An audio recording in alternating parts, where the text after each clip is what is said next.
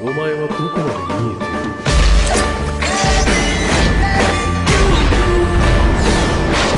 いる。俺の死に様か。It all starts when the nine-tailed demon fox attacks Konoha. Minato and Kushina seal the nine-tailed demon fox in Gemini, and they just thought that it was already the end, when suddenly Akatsuki appear in front of them and kidnap the girl, Naruko. The parents of the children had no time to react, as they immediately disappeared into the darkness. After 2 hours, Minato and Kushina still couldn't get over the fact that their daughter had been kidnapped. At the moment, they were both lying in the hospital and cursing themselves for not being able to do anything to stop Akatsuki. The fourth Hokage, Minato, looked at his wife's sad expression and said, "Don't worry, we will definitely return it." After these words, she felt better at heart, but even these kind words could not make all the worries go away. In Akatsuki's lair. "Hey, Obito, explain why you took this baby?" Kisame asked with displeasure. But not only he was interested in this issue, but other members of the organization also did not understand why. And unexpectedly for everyone, Obito grinned, saying, "She will be our trump card." But no one understood the meaning of his words, so Sasori asked for everyone, "What does that mean?" "And that means she's a new member of the Akatsuki now," Obito said in an indifferent voice. And silence gripped the room, and it would have continued until Pain began to ask, "What are you up to, Obito?" "Nothing special, I just want to use this girl to my advantage." "Interests?" Kakuzu asked, breaking into their conversation. "Yes, we will train her from childhood and bring her up as a member of the organization. Thereby in the future we will have not only a strong member of the organization, but also a spy. Plus, she is the daughter of the fourth Hokage, which means she must be very strong, meaning that she must be a genius." After long conversations, we still distributed the responsibilities: follow, babysit, a child, Conan train, currently teach to speak TD, everything possible, cook, Sasori walking and playing with a child, Daidar. All the others replaced those who were not there, they were on a mission. After this conversation, everyone went about their business. 4 years have passed since that fateful day. Naruko grew up a kind, caring, and cheerful girl. During this time, she became a beauty. Her golden hair was braided in 2 high ponytails, and her blue eyes radiated warmth. There were also 6 stripes on her little cheeks, 3 on each. And because of that, she looked like a little fox. The girl herself was dressed in short shorts with a white t-shirt, on top of which was an orange sweatshirt. From the shoes she was wearing blue shinobi sandals. All these years, the girl has been training from morning to night so as not to embarrass her family, because she will never forget how everyone looked at her with a cold and indifferent look. It was only after a while that the Akatsuki members fell in love with her, although sometimes she played pranks, thereby causing a stir in the lair, but thanks to this they were never bored. Naruko considered Akatsuki her family and she loved each of them. And then one of the usual days for her, a serious conversation was waiting for her. On this day, Toby had to tell her the whole truth about her P.S. Since Minato and Kushina did not die, the Uchiha clan did not think about the uprising, thus Itachi did not kill anyone and their clan was alive. Plus, due to the fact that Naruto's parents were alive, he did not want to become a Hokage. At the moment, he wanted to surpass him and prove to everyone that he was the son of the fourth Hokage, and not a monster. Minato and Kushina tried to devote all 4 years to their son, but at the same time they were looking for their missing daughter. But despite the fact that Naruto was the son of the fourth Hokage, everyone in the village hated him, because part of the nine-tail was sealed in him, and the other part in Naruko. The only thing that comforted him were his parents, friends, and thoughts about his sister. His parents told him that when they were little, his sister was kidnapped. And then to return her to Konoha, he began to train. In Akatsuki Naruko, as always, I got up from my bed, got dressed and went to the kitchen. All my muscles ached because of yesterday's workout. I ate, reached the kitchen.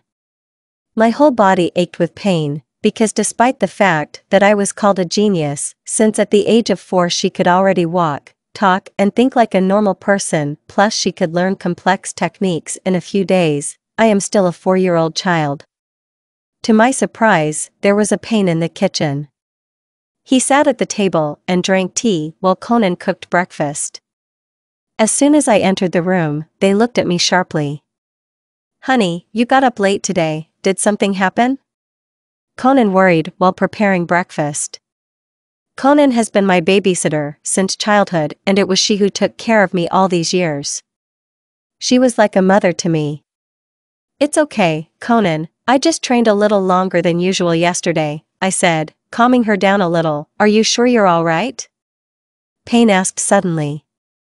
From his look and question, it was clear that he was also worried about me. "I told you, I'm fine. By the way, where is everyone else?" I asked. After my words, 3 more people entered the kitchen. They were Deidara, Haydn and Sasori. "Deidara, Sasori," I shouted, then hugged them. "You know, I recently learned new techniques for controlling dolls and detonating bombs," I said, bragging. "Well done," they praised me, after which they patted me on the head. They were about to ask me about the techniques, when suddenly Haydn interrupts them. "Damn. How to eat hunting," he said as he sat down in his seat. To be honest, I don't really like him, which is why we often quarrel. "If you want to eat so much, take a pot and make yourself breakfast," I declared, looking at Haydn's face, on which anger was visible. "Shut up, baby. Only you were not enough for my head," Haydn said in a loud voice. I was about to answer him when Pain interrupted our conversation. "If you don't stop right now, you'll both go without breakfast," he declared, still sipping tea. Then we both went quiet. After all, everyone knew that if Pain said so, so it would be. I sat down in my seat and waited for breakfast. When breakfast was ready, everyone sat down in their seats and began to enjoy the meal. Before I could take a piece in my mouth, Kakuzu, Kisame, and Zetsu appeared in the kitchen. I smiled in all 32 teeth and said, "Good morning," to which they smiled back at me and sat down at the table. When everyone sat down at the table, I began to tell what I had achieved in training. Everyone listened to me with interest, even the same Haydn listened to me, although he did not pretend to. After breakfast, I helped Conan wash the dishes and clear the table. I often helped her with cleaning, washing dishes, cooking, etc., so I didn't bother much to help her and left the kitchen. I was about to go to training when Pain stopped me in the corridor saying, "We need to talk, so come with me." Of course, without asking him any questions, I followed him. But I still wonder what Pain wants to talk to me about. After all, if he wanted to say something, he could just say it at breakfast. From this, we can conclude that he wants to talk to me about something important and does not want anyone else to know about it, or everyone else already knows about it, I thought to myself. As soon as we got there, I immediately remembered whose room this was. "This is Toby's room," I said, but Pain opened the door as if he hadn't heard me. We went into the room and the first thing I saw was Toby. He's sitting on a chair looking at us. I immediately threw myself into his arms without thinking, to which he also hugged me in response. Toby was like a father to me, we often played and trained together. But lately he has become too busy, which is why we hardly see each other. "Toby, why weren't you at breakfast? You told me yourself that you need to eat every day," I said, then frowned and puffed out my cheeks, waiting for an answer. "Don't worry, I've already eaten, because unlike some I get up early," he said, looking at my face. And now I was about to object, when Pain interrupted me. "Naruko, we need to talk to you about who you are." From these words, I realized that the conversation would be long and difficult. I sat on Toby's lap and started listening to their story. After the conversation, Naruko I sat and stared at one point, trying to put everything into a single picture. But even after much thought, I still have questions. Why was I kidnapped? Who am I to Akatsuki? What do they want to do with me in the future? These were the questions that worried me the most. You probably have a lot of questions, but right now we can't answer them. The only thing you should know is that you are our family, so we will accept any decision you make. Toby said, interrupting my reasoning. But even after such words, I didn't feel any better. Most of all, I was worried about my so-called other family, because I always considered Akatsuki to be my family. I thought that I had no one else besides them. And here it turns out that I have a family that is currently looking for me. You probably want to see your family? Pain asked suddenly. I don't know. I answered uncertainly. I never thought about my real family. I said. After a short dialogue, a dead silence hung in the room. But it didn't last long. Conan abruptly entered the room. She understood from our faces what we were talking about here.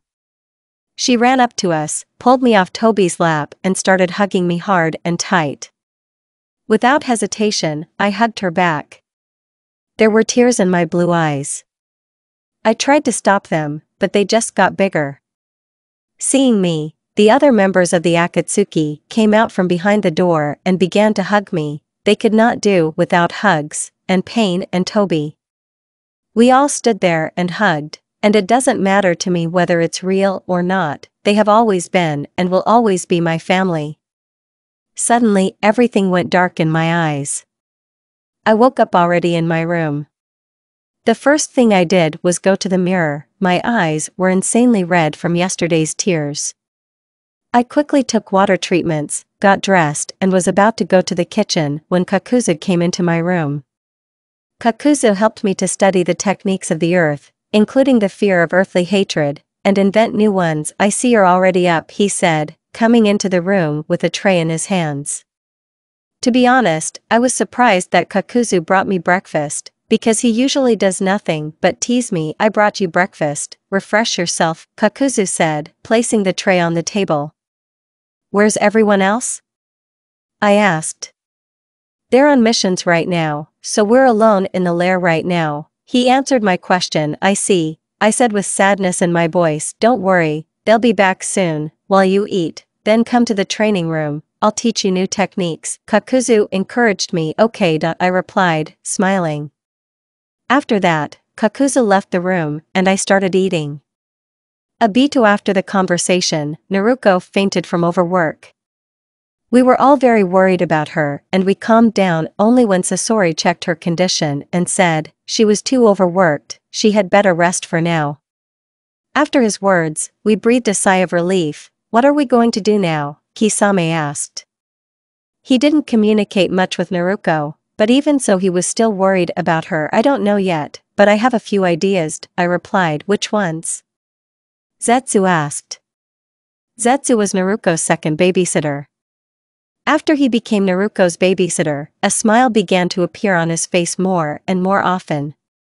He treated her like a younger sister. I think it would be best to return Naruko to Konoha, I replied with sadness in my voice. The end of Obito. Why should we suddenly give them Naruko? What if something happens to her? Conan asked, unable to stand it. Obito is right, it would be best to return her to Konoha, Pain said, supporting Obito. Do you really want to give them Naruko, who considers us all her family? Conan shouted irritably. You know that we don't want to part with her. But do you really think that Naruko will be safer with us? Obito couldn't resist answering Conan's shouts. No, but I'm not happy about it, you know, but we don't have any other options, said Pain, interrupting. Everyone else at this time just watched their conversation, thinking about their own. There was silence in the room. And the first one who interrupted her was Conan, saying something that no one expected to hear. Then, I'm leaving Akatsuki. Everyone stood in mild shock, looking at Conan. Are you crazy? Do you want to leave Akatsuki? Hayden asked, looking at Conan. Yes, she answered affirmatively. Why? Pain asked her. Before meeting Naruko, I only wanted to take revenge on everyone so that they would know all my pain. But when I met Naruko, I remembered what it means to be a family. It was she who pulled me out of the abyss of revenge. She became like a daughter to me. So I don't want to lose her. Conan replied. Are you sure? Pain asked her. I'm sorry Nagato, but yes, I'm sure of my decision.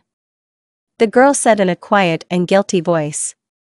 Before Pain could say anything in response to her, he was interrupted by Zetsu. Then I'm leaving too. Suddenly he said, well, if Zetsu is leaving, then I'm leaving too, Sasori said, hiding his sly smile under a mask of indifference. Pain only looked at him with his own eyes, in which there was no understanding. You know, during this time Naruko has become a family for me, so I advise you to think about who Naruko is for you. Sasori expressed his opinion, addressing the others. What about our plan to change the world? Obito asked. I've already double-checked everything 1,000 times, and in each case we lose.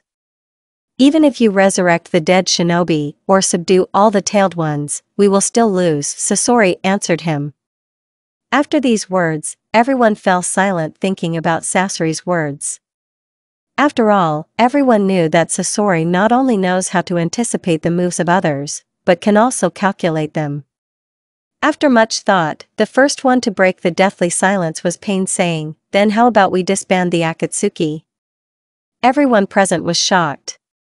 Not from the fact that the Akatsuki want to dissolve, but from the fact that it was proposed by Pain himself, who was in charge of the Akatsuki. Why do you want to disband Akatsuki? Obito asked him. To which he replied, Obito, you know perfectly well why, so why are you asking such questions?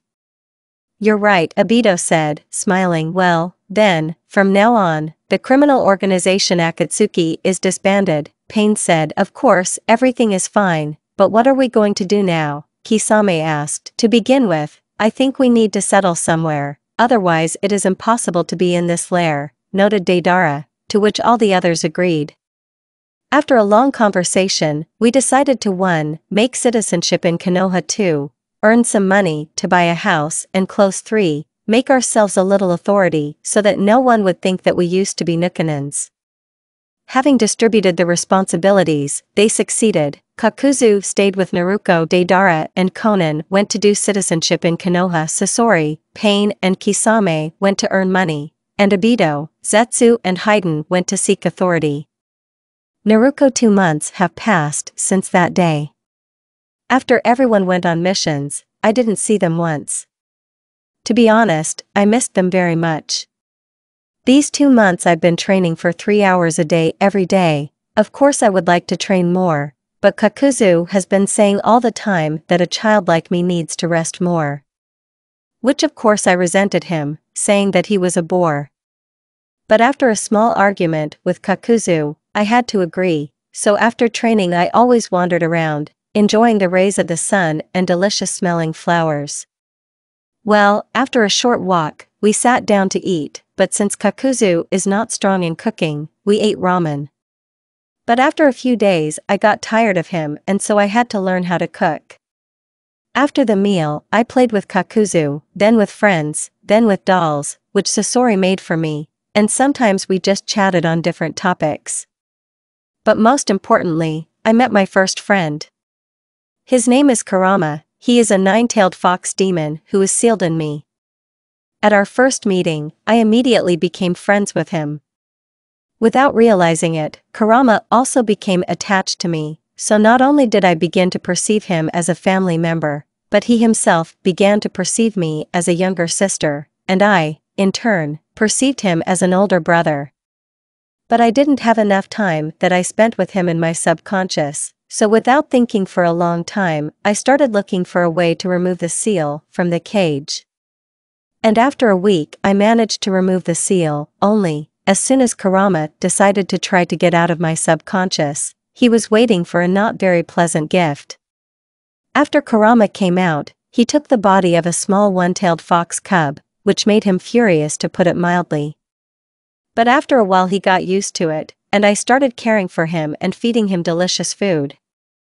Even though he felt like a pet, he still liked my courtship and care.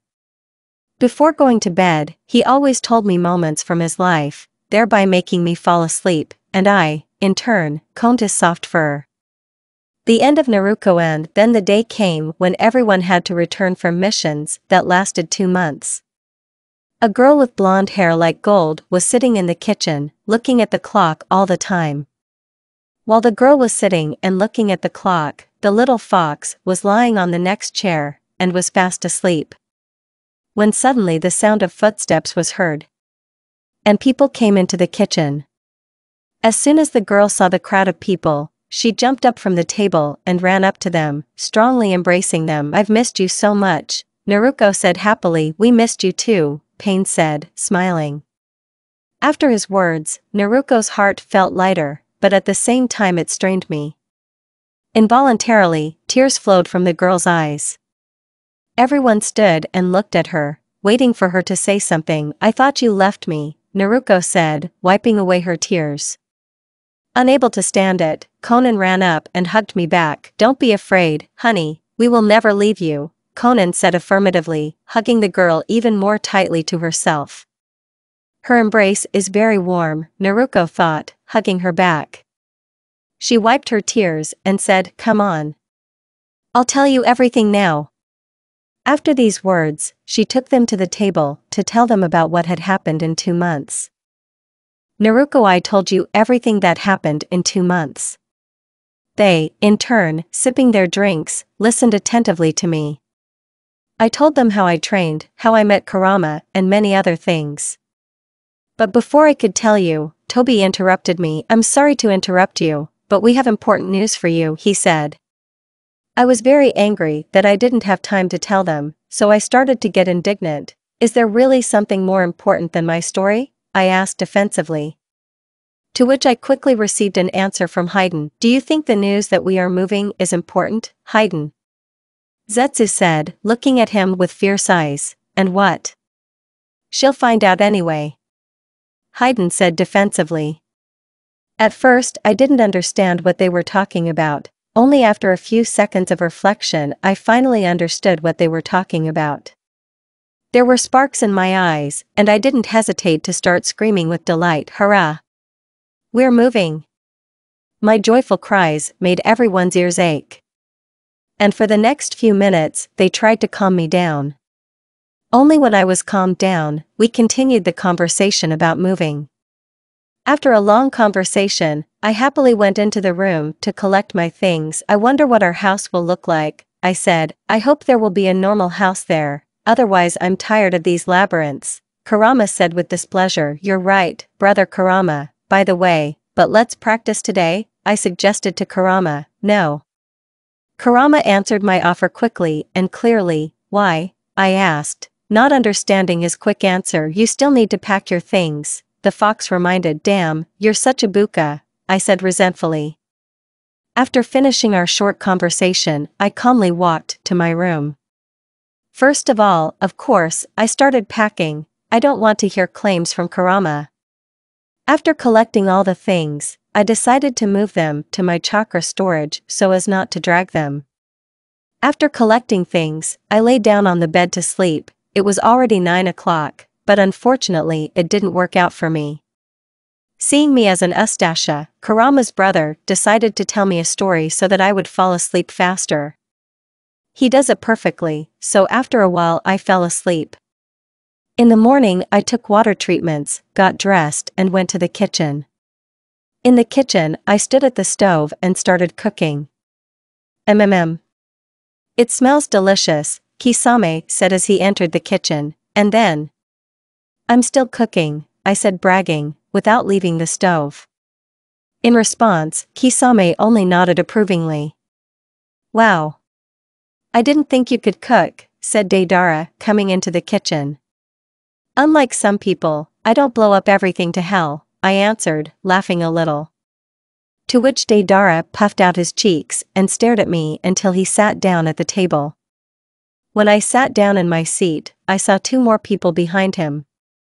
It turned out to be Haydn and Sasori. "You know, and Deidara is right, I didn't expect breakfast cooking from such a little thing like you mocking about me," Haydn said. Ignoring his taunt, I continued to make breakfast. After a few minutes of cooking in front of the stove, I finished cooking and set the table. By this time everyone was already assembled and waiting only for me. During the meal, We were talking about different topics, when suddenly Conan asked me, Naruko, have you packed your things yet? Yeah, I collected them yesterday and even moved them to the chakra storage so as not to drag them. I replied, well done. Sasori praised me, ruffling my hair on my head, which made me involuntarily smile with my trademark smile. Well, if you've already packed your things, let's move out? Obito asked. Yes. I quickly replied with all my joy. Naruko, before going to Konoha, they started giving me lectures on behavior and so on. I decided not to interrupt to listen to the lecture until the end, because I didn't want to argue with everyone before sending. I already knew what they were telling me, but the latest news puzzled me, and the last thing, now you are not Uzumaki Naruko, but Akatsuki Naruko, our younger sister. Toby finishing the lecture. What? Why? I asked, not understanding. Think for yourself, if someone finds out that we are former members of the Akatsuki criminal organization, then not only Konoha will hunt for our heads, but other villages too. And you know, I don't want to die yet, Hayden answered for Toby, who was obviously not in the best mood. I didn't think about it, I said, relying on Hayden's information. Do you really know how to think? Hayden asked, looking at me with his sly smile. I wanted to hit him for such words, but pain stopped me. In any case, we'll meet in an hour at the entrance to the lair, he said as he left the kitchen. I helped Conan clear the table and went to my room for the last time. When I reached the room, I lay down on a large mattress that stood in the middle of the room. Brother Kurama, please tell me about Konoha, I made a request to Kurama. A few seconds later, a small cloud appeared in the air, which almost immediately disappeared. Well, if I remember, Konoha is one of the strongest villages, said the one-tailed fox, coming out of the cloud of smoke. That's it? I asked, watching as the chicken climbs onto the mattress to decompose on it. Yes, you'll find out everything else when we get there, the fox replied, sitting comfortably on the mattress. Damn, and yet, what a buka he is. I thought to myself, looking at a small red ball of fur. Before I could blink an eye, there was a knock on the door. Naruko, let's go. Everyone is just waiting for you, and Kurama Kisame said, coming into my room. What already? Okay, we'll be right there, wait 5 minutes, I said, and then I started waking Kurama up. Brother Kurama, get up. Everyone is already waiting for us, I said in a loud voice, still continuing to wake him up. It was only after several attempts that I was finally able to wake him up. Stop pulling me. I'm already awake, the fox answered, yawning. Waking up a little, he abruptly climbed onto my shoulders. Now, I'm ready, let's go, as if commanding me, Kurama said. Of course, I wanted to take him by the collar and lower him to the ground, thereby telling him to walk by himself. But despite this desire, I know perfectly well that first of all it will be extremely unusual for me, because I have already got used to his soft fur on my neck and back. When I went outside, I saw that all the former Akatsuki members were waiting for us. They were all dressed in ordinary shinobi clothes, which suited them very well. Damn it. Well, what took you so long? I would have already managed to get to Konoha and back, Hayden commented, looking in our direction. I already wanted to tell him everything I think about how Zetsu meets in our dialogue. Can we go already? He suggested. Yes, yes. I can't wait to see our new home, Deidara said. He would have continued the dialogue about our new home if Pain hadn't interrupted him. Okay, since everyone's here, then he's going, Pain said. Yes, we all answered in chorus. I was already in position to start running, when suddenly big hands took me from behind. Kakuzu. What are you doing? I asked him, while he sat me on his back, and what is not visible? Am I taking you on my back, or are you going to run for a few hours? Keep in mind, we will not stop, he answered me. I just didn't say anything to his words, although I was already swearing at him in my head. Everyone else saw me on Kakuzu's back and went ahead of us. Damn, do you think we would have stopped for a few minutes? Nothing's going to happen. I was indignant to myself, so that no one would hear, although someone heard it. You know, I don't want to admit it, but Kakuzu is right, if you can run for a few hours. At the moment, your maximum is 1 hour, but I don't think we'll reach Konoha in that time. Kurama voiced his thoughts, in my head, so that no one could hear. Brother Kurama. Whose side are you on? I asked him. On yours, of course, but I don't want you to lie in bed all day later getting ready. The fox answered my question. Yes, you're right. I reluctantly admitted that I was wrong. Well, you see. Well, you get some sleep for now, it's a long way, Kurama advised me. I was about to object when I realized that I wouldn't achieve anything with this. So, without arguing, I fell asleep. Naruko. I woke up from the fact that someone was trying very hard to wake me up. Naruko. Get up, we've come, said the fox, still waking me up. Okay, I'm getting up, I said in a low voice so that no one would hear, but Kurama heard him. Get up. Or don't you want to see Konoha? Kurama began his provocations. Yes, I'm getting up already, I'm getting up. I opened my eyes and saw that I was in a clearing covered with flowers. Come on, they're waiting for you, said the fox, leaving the clearing. I got up from the ground and followed him. Approaching the gate to Konoha, I saw other members of the Akatsuki family. I came closer with Kurama to sign up. And who is this with you? Asked one of the shinobi who guards the gate to Konoha. This is our younger sister Akatsuki, Naruko, Tobi said. His words made me smile involuntarily. To be honest, I don't really like the surname Akatsuki, but the idea that we all share the same surname proves that we are a family. Yes, if we are not blood relatives, we are still a family. But we passed the gate.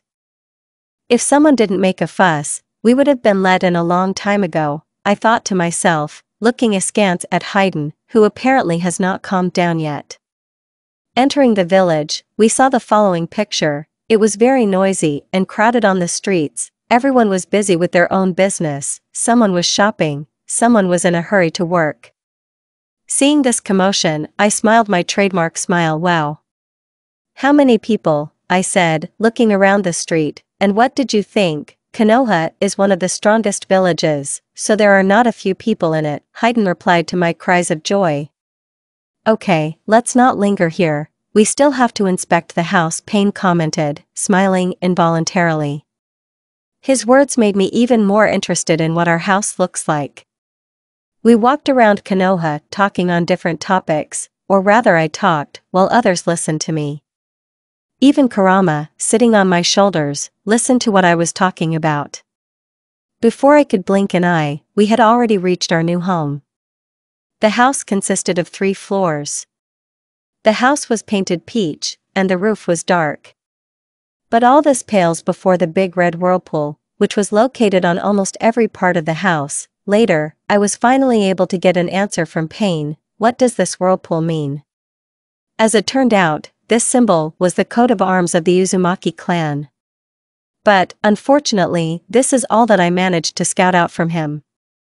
Going into the house, a large corridor and stairs to the 2nd floor immediately catch my eye. Slowly, I began to inspect the house. The first thing I looked at was a fairly large kitchen, which was very clean. After examining the kitchen, and especially the place next to the stove, I went up to the 2nd floor. On the 2nd floor, there were more than 10 rooms, one of which was a bathroom. Yeah, apparently we'll have to take turns washing. The first thought came to me when I saw the bathroom. After examining the bathroom, I began to inspect the rooms. Having thoroughly studied each room, I realized that almost all the rooms had the belongings of their owners.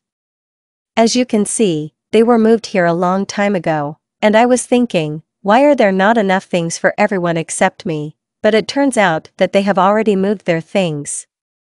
I thought, offended. Calming down a little, I went into the last room, which I had not yet entered. The room was very lit because of the large window. The walls were painted in my favorite color orange.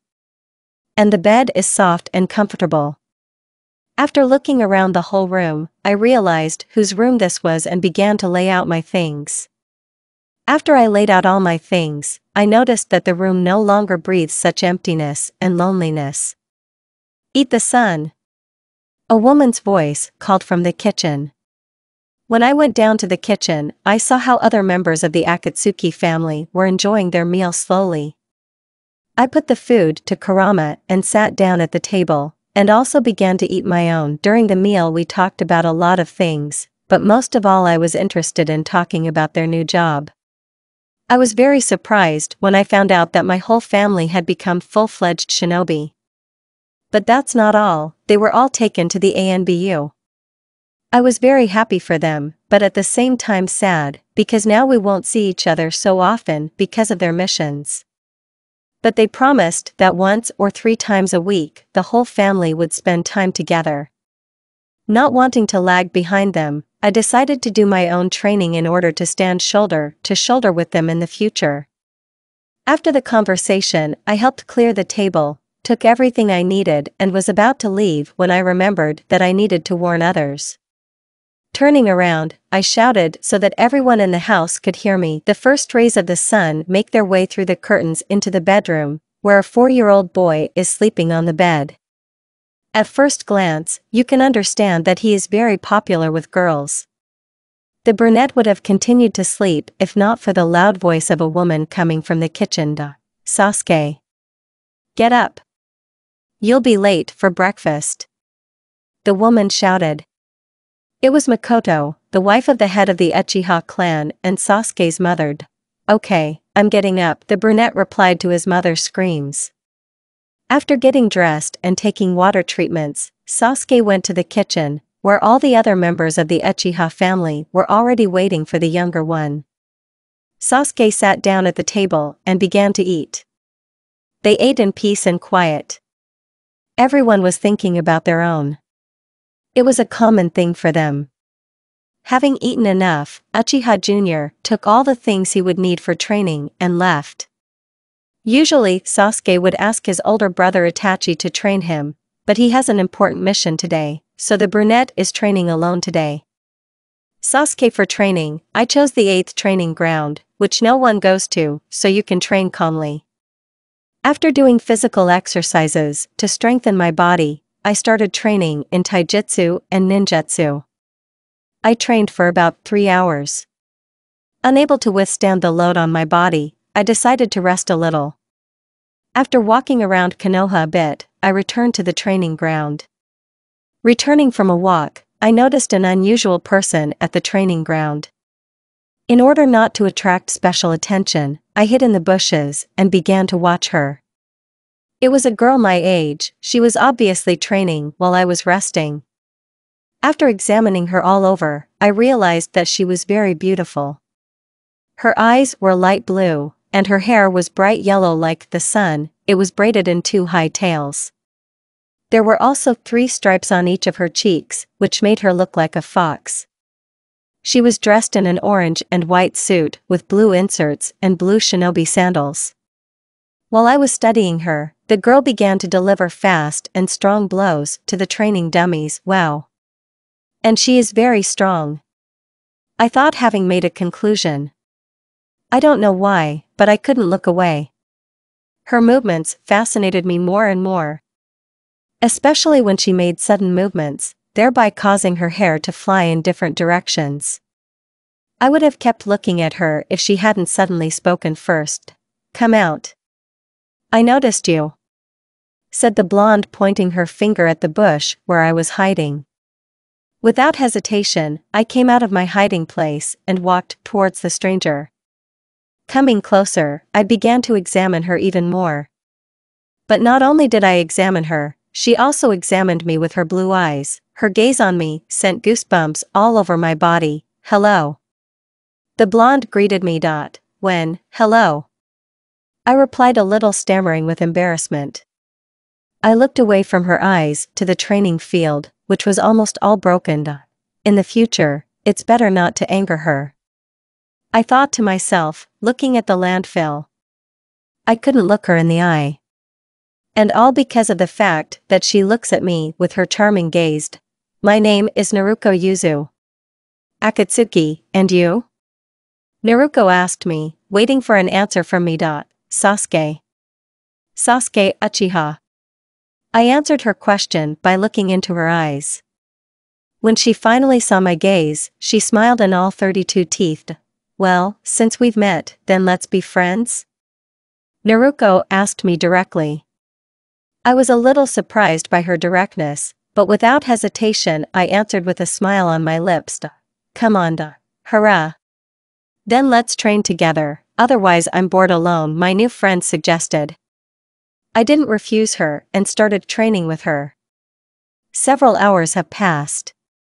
During this time, we not only trained together, but also talked about each other. I told her jokes that boys my age said. To be honest, these jokes were very stupid, but she still continued to laugh and smile.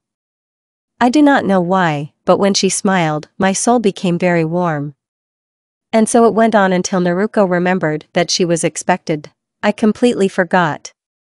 They're already waiting for me. Sorry Sasuke, let's meet tomorrow at the same time here to practice. Naruko said rather than asked. After collecting all her things, she said goodbye to me and ran away. As soon as I could no longer see her silhouette, I also packed my things and headed towards the house.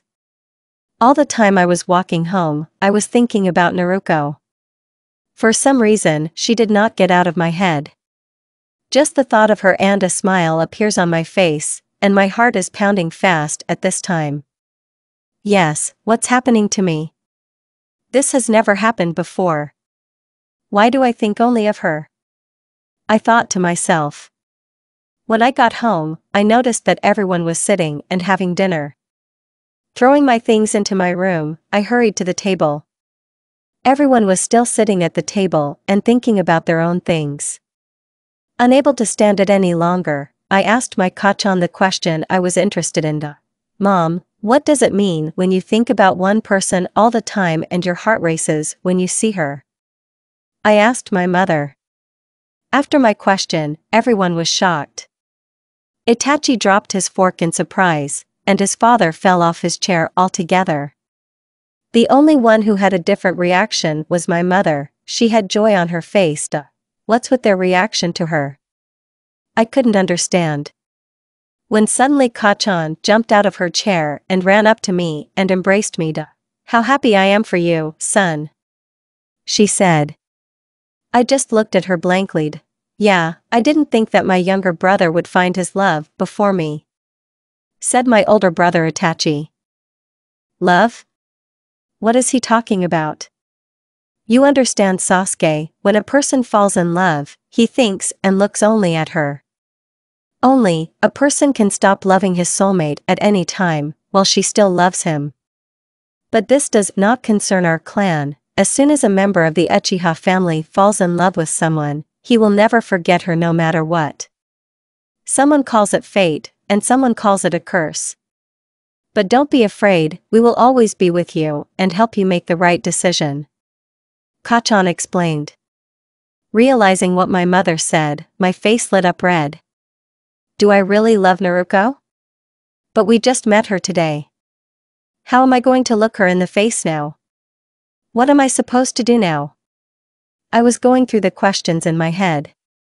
Then I told my family about Naruko. When I finished, Mom just started asking me more questions. After answering all her questions in turn, I was finally allowed to go to my room. After taking a cold shower, I went to bed, but I couldn't sleep. A smiling Naruko appears before my eyes.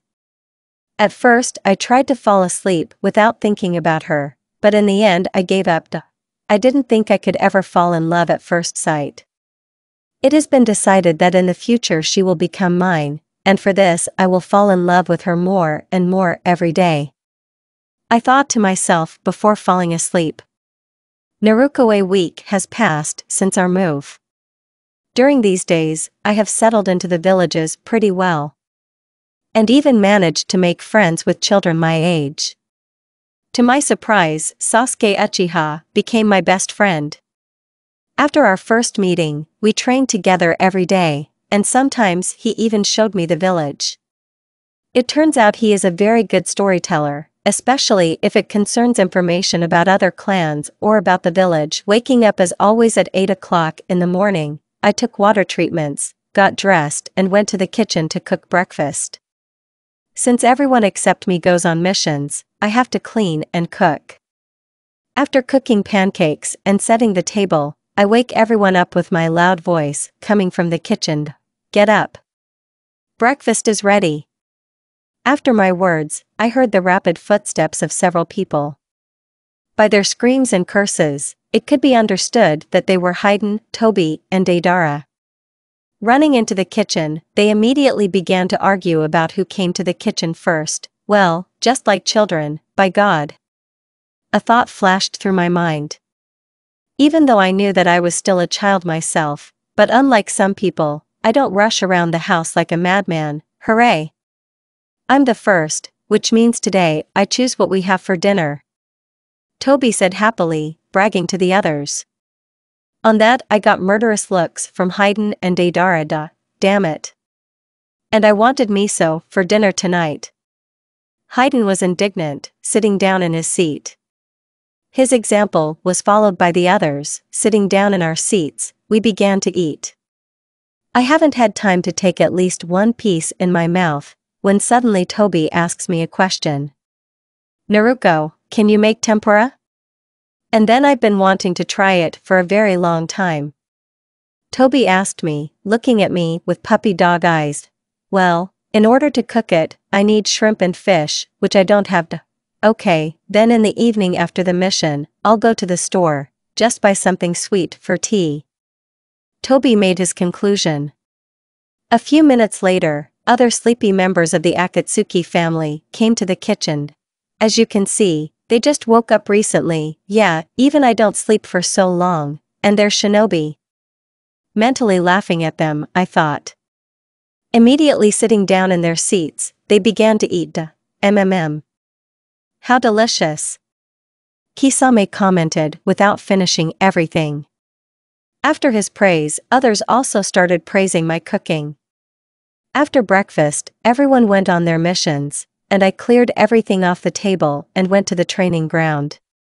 When I arrived at the training ground, I immediately noticed a brunette leaning on a tree. Sasuke. I called him back. The brunette saw me and smiled sweetly and went to meet me. Hello. Did you come earlier than usual today? Did something happen? I asked my best friend. Immediately after my words, a blush appeared on his cheeks and he said, just wanted to see you earlier than usual. Sasuke said, blushing even more. Seeing his red face, I decided to check if he was ill. Putting my palm on his forehead, thereby being in front of his face, I said, it's strange, there doesn't seem to be a temperature. Maybe I didn't have time to finish, when suddenly Sasuke began to shake his head in different directions, thereby forcing me to remove my hand from his forehead and said, I told you I'm fine. By the way, where is your pet? The younger Uchiha changed the subject. Are you talking about Kurama? He can be said to be resting today, as yesterday he worked a little too hard, helping me to carry groceries home. But this is not about that. And about then, let's train in taijutsu today, and then tomorrow in throwing shuriken and kunai. Sasuke said, interrupting. Damn, what's going on with him? At first, for no reason at all, he starts blushing, and then suddenly he avoids me. Only this thought was spinning in my head all the time. And so, after 2 hours of sparring in taijutsu, we decided to rest. Taking out the scrolls with food, I quickly prepared a place to rest and took out more hot food from the scrolls. During the snack, Sasuke and I talked about various topics such as the Shinobi Academy, which we will enter in 2 years, our future team, and so on. After eating, I put the empty scrolls in my backpack, meanwhile, as Uchiha cleaned the place of our rest. And when we put everything away, I was about to leave, when suddenly someone's hand grabbed me by the wrist. I turned around and saw Sasuke grabbing my wrist in front of me. Wait, let's take a little walk? The brunette asked unexpectedly for me to. Okay, I said uncertainly, looking at the hand that Sasuke was holding. After looking where I was looking, he immediately let go of my hand and blushed deeply. Without thinking about it, I turned around and walked towards the village, but realizing that I did not know exactly where the younger Uchiha wanted to go, I asked him, "Sasuke, where are we going to go?" After my words, the brunette smiled slyly and abruptly grabbed my hand and dragged me in an unknown direction. I don't know why, but I followed him without resisting. As soon as we came to some mountain, I saw a beautiful landscape that I had never seen before. The whole village was visible on it. And because the sun was setting, it gave the impression that Konoha was bathing in the rays of the sun. Wow. Beautiful. How do you know this place? Accidentally found it. A little blushing, Sasuke answered my question. After sitting on the mountain for a while, talking with Sasuke and watching the sunset, I remembered about other things that need to be done today. After saying goodbye to Uchiha, I left in the direction of my house. The end of Naruko was walking home, not paying attention to what was happening around her. She was thinking of something to surprise her family with.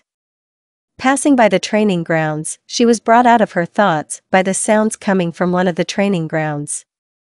The girl wondered who was training alone at such a time.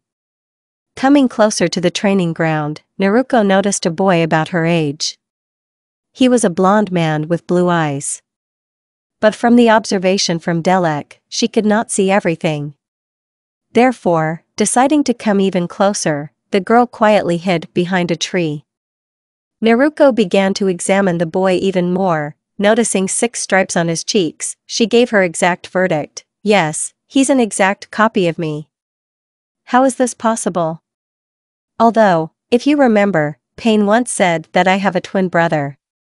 Really, is that him? The thought flashed through the girl's head. From this thought, the girl became even more interested in getting to know her brother. But what if he doesn't want to accept me as his sister or even hates me? Only these thoughts stopped Naruko. And when the girl was about to leave, someone's voice stopped her. Who's here? And why are you following me? The blonde asked, looking at the tree behind which Naruko was hiding. After much thought, the blonde calmed down and still came out of her hiding place, showing herself. Hello. I'm sorry I interrupted your workout. I just heard sounds coming from here and I was curious who is training here at such a time. Coming closer, the blonde said, looking at a boy of her age, who was shocked at how much she looked like him. Deciding not to shock him with the news that Naruko is his sister. The girl turned around and was about to leave when the same voice stopped her. Wait, who are you and why do you look so much like me? The blonde man asked her directly. To what Naruko replied to him. I think you already know the answer to this question. And even if you don't know, then you'll know for sure soon.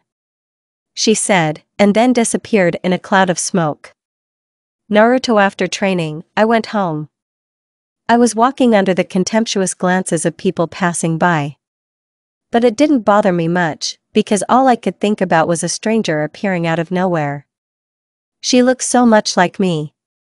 But why? I thought. I was thinking about it so much that I didn't even notice when I got home. Going into the house, I took off my shoes, the jacket that I was wearing and went to the kitchen. Hi, Sunshine. Are you back yet? What's so fast? Did something really happen? The excited voice of a woman from the kitchen rang out. I went into the kitchen, took a cake from the refrigerator that was left after my godmother's birthday and was about to eat it, when suddenly a red-haired woman took the cake from me. What did I tell you? First dinner, and then sweets. First of all, and secondly, what happened? You came earlier than usual today. What happened in training? Come on, tell me. She said in an angry voice, releasing a heavy key. Her red hair was divided into 9 parts, and she showed me her fist, saying that if I didn't tell her, it would be very bad for me. Seeing the angry Kacchan, I unconsciously swallowed and began to mentally curse myself.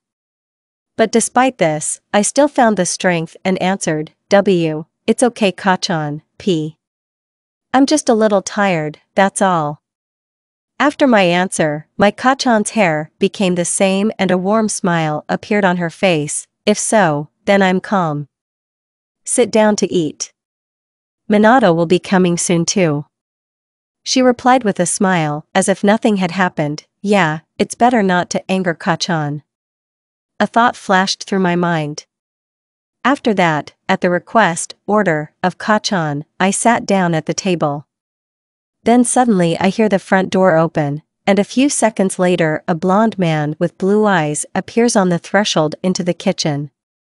After seeing him, Kachan started getting mad at him. Minato, where have you been? You should have come 5 minutes ago. I'm sorry, I was a little late because I signed the papers. The blond man justified himself. Okay, go sit down, we're going to eat now. With Kachan's permission, Minato walked to his seat at the table, not forgetting to ruffle my hair. Hi, son, how are you doing with training? What is it? He asked. It's alright, San. Today I decided to try out my new technique, which I recently created. I replied with a smile on my face. Well done, son. San praised me. While we were talking, Kachan had already set the table and we started eating. I ate quietly the way I was thinking about the stranger, and when Kachan and San finally finished discussing something, I asked them, Kachan, San, what does my sister look like? From my question, they sat with surprised faces. Why would you do that? San asked. Simple. I said, deciding not to tell them about the stranger. Well, she has the same blue eyes and bright yellow hair as you. Kachan told me. The same as mine? Yes, the same as yours. San replied with a sad smile. The same as mine means, was it really her? I thought and abruptly got up from the table. Naruto, what happened? The pitcher asked anxiously, looking at me. And? Everything is fine with me, it's simple, a little tired after training. I'd better go, thanks, it was very tasty. I said and went to my room. Going into the room, I lay down on the bed and fell asleep thinking about my sister. Naruto. 2 years have passed since meeting my twin brother. I haven't seen him since that day. I tried to find him, but it was useless. During this time, I completely got used to the village, made even more friends and acquaintances, but there were also disadvantages, due to the fact that my family could not pay much attention to me. Because of their constant missions, I had to stay at home alone for a few days. Because of this, I was lonely and bored, and if it wasn't for Ku and Sasuke, I would have done something stupid a long time ago. Therefore, in order not to be alone at home all the time, I sometimes spent the night in the Ecchi house. They treated me very well there, as if they had known me all my life. Only, I don't know why Sasuke always behaved very strangely when I stayed at the Ecchi house for the night. But I tried not to pay attention to it. And so, as always, I woke up at 8 o'clock in the morning. Getting up, I made my temporary bed and went to wake Sasuke up. As yesterday, I stayed at the Uchiha again. Sasuke, get up. Mikoto-san has probably already made breakfast, now, he mumbled, getting out from under the blanket. I don't know about you, but I went to the kitchen. I said, leaving the room, thereby giving Sasuke to get dressed. Going into the kitchen, I saw almost all the members of the Uchiha family at the table. Naruto, good morning. Sit down to eat. Where's Sasuke? Is she still getting dressed? Sasuke's mom asked me, sitting at the table. Yeah, good morning to you too. I replied with a smile, sitting down with them at the table. And where is Itachi-san? I asked, seeing that Sasuke's older brother was not there. He's gone on a mission. Sasuke's father replied. After a while, Sasuke, who had recently woken up, came into the kitchen and sat down with us at the table. After eating and talking about the academy we have to go to tomorrow, Sasuke and I packed up and went to the training ground. At the 8th training ground, as always, it was quiet and calm. Having decided first to train in techniques alone, and then together in taijutsu, we started training. 2 hours later, when we had already finished our workout, we were lying on the grass resting from the workout. Naruko, I want to tell you something. The first one broke the silence of Sasuke. What? I asked, still lying on the grass. Well, before he could finish, someone's voice was heard. Sasuke. Naruko. Shouted a guy who looked about 10 years old. He had, like Sasuke, black hair and black eyes. It was Sasuke's older brother. Itachi-san, what are you doing here? I asked him. He came even closer to us and said with a smile on his face, I was coming back from a mission and saw you. After his words, Sasuke began to look at his brother with a dissatisfied look. Am I interrupting you? Itachi asked a little with a grin. Actually, yes. Uchiha Jr. didn't say enough. Because of their looks at each other, I thought that a fight might start now, so I intervened in their dialogue. Itachi-san, what time is it? It's almost 12 o'clock, why? He asked. I think it's time for me to go. All my family members are due to come today from their next mission, so I need to prepare food for them.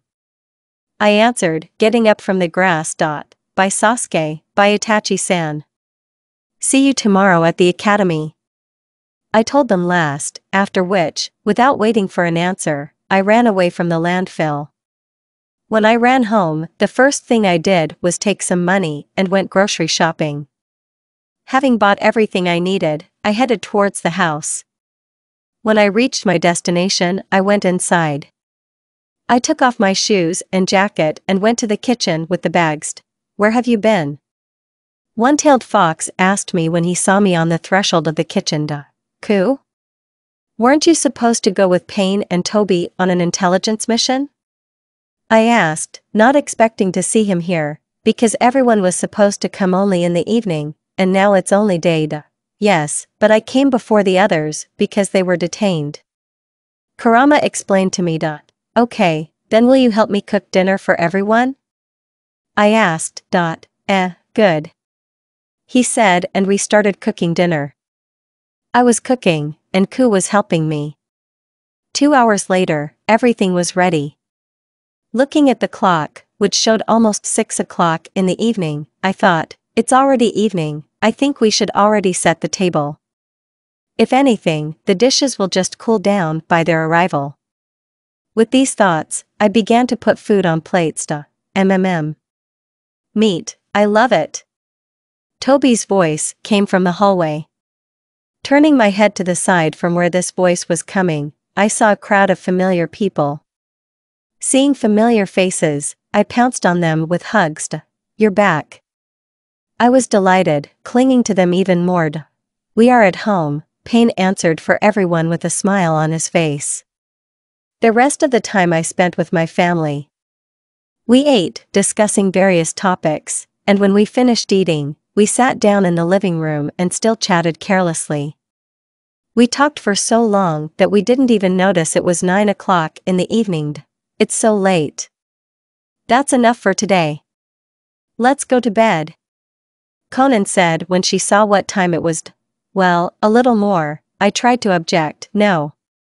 You actually have your first day at the academy tomorrow, so you need to get some sleep. Conan said. And it concerns you too. Go to sleep now. And not some night gatherings. Conan asked the others. What? Why? We actually recently came from a mission and are very tired. So we just need a little drink. Haiden objected. Kakuzu said, imagining what Conan would do to Haiden. Naruko, come on, I'll put you to bed, and they'll sort it out here. Sasori suggested, okay. I replied and went to my room. Entering the room, I quickly changed my clothes and got into bed. Sasori, in order for me to fall asleep faster, began to tell all sorts of stories.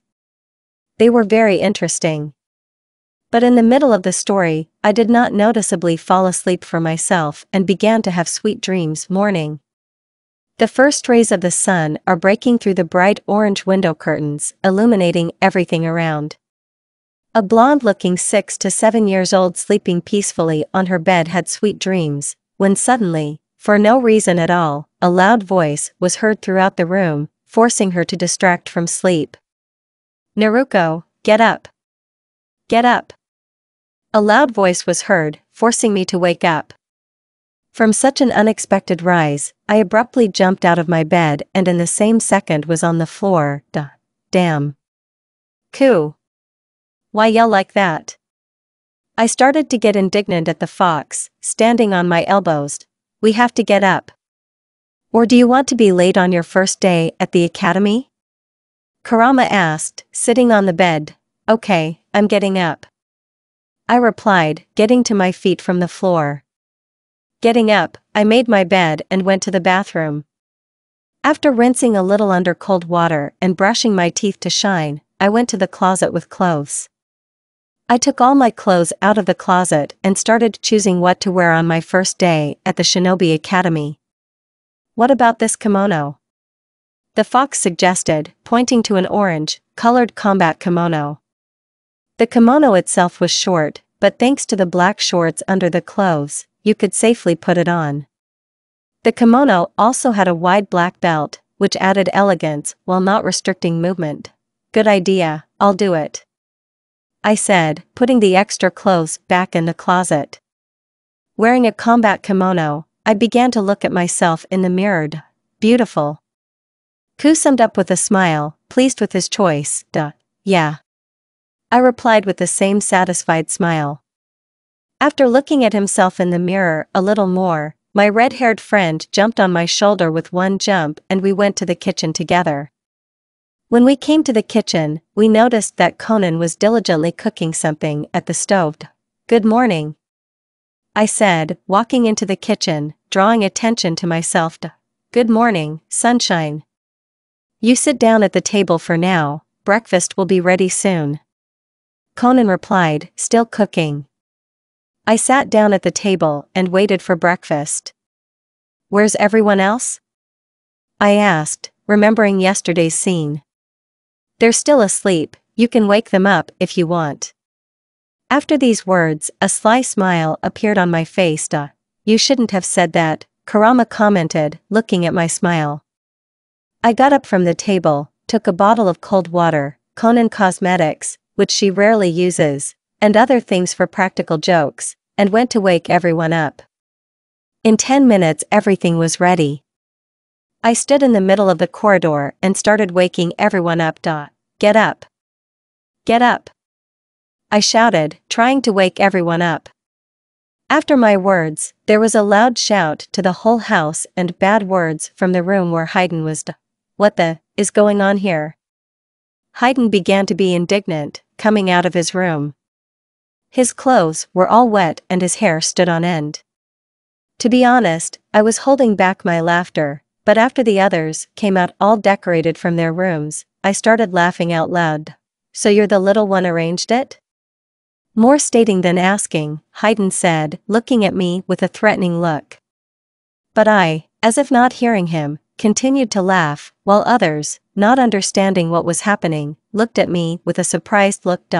"What happened?" I heard a loud scream and Conan started talking when she came to us, but as soon as she saw the painted faces and the wet Haydn, she immediately picked up my infectious laughter. "Ha ha ha, you should have seen your faces," Conan managed to say, bursting into laughter. From her words, all those whom I decorated with cosmetics began to look at each other in surprise, and then they started laughing with us together. "Hey! And what do you care about me?" Haydn asked irritably, still in wet clothes. But still, after a few moments, he began to laugh at himself and others who were played in the same way. After having breakfast and putting ourselves in order, we all went to the academy together. Along the way, I was laughing and talking about how I managed to pull off the morning scene. We were so carried away by the conversation that we didn't even notice how we got to our destination. A crowd of people crowded around the academy. They were mostly children who were entering the academy this year and their families. "How many people?" Kisame said when he saw the crowd of people. "And what did you think?" After all, Konoha is known as one of the strongest villages. Who wouldn't want to enter the Hidden Leaf Shinobi Academy? Asked a rhetorical question to Kakuzu. You're right. Kisame replied. At the same time, a crowd of children and their families began to move actively someward. Come on, something's starting there, commented Deidara, pointing in the direction where the crowd went. Without hesitation, we began to follow the crowd.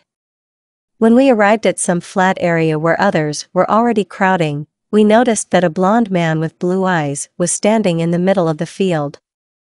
He was dressed in a shinobi uniform, in a raincoat on which it was written 4th and in a hat on which it was also written Hokage. So that's what my dad looks like, I commented out loud on my thoughts, but realizing that I just said, I started to quickly correct the situation. That is, how many children of my age are here? And all of them will study with me? I asked, changing the subject. But it didn't work out for me the way others had already figured out what I was thinking. Don't be afraid, we will always be there, said Obito, to my surprise. Realizing the meaning of his words, I answered with a smile on my face, I know. After the Hokage began to tell a boring speech about shinobi, the academy, and so on. And finally, he began to announce the names of those who will study this year. By the way, before you go out, we have a surprise for you, Sasori added with a smile, reminding everyone else about the gift. Exactly, a gift. I forgot. Hayden said. Yes, you forget everything all the time. Conan replied, to which she received a displeased look from Hayden. Can it be enough? We would like to give Naruko a gift, Kakuzu said. After a few seconds of talking about my gift, Pain finally took my unforgettable gift out of his backpack. It was a black jacket with red clouds, exactly the same as the black raincoats of the Akatsuki organization used to be.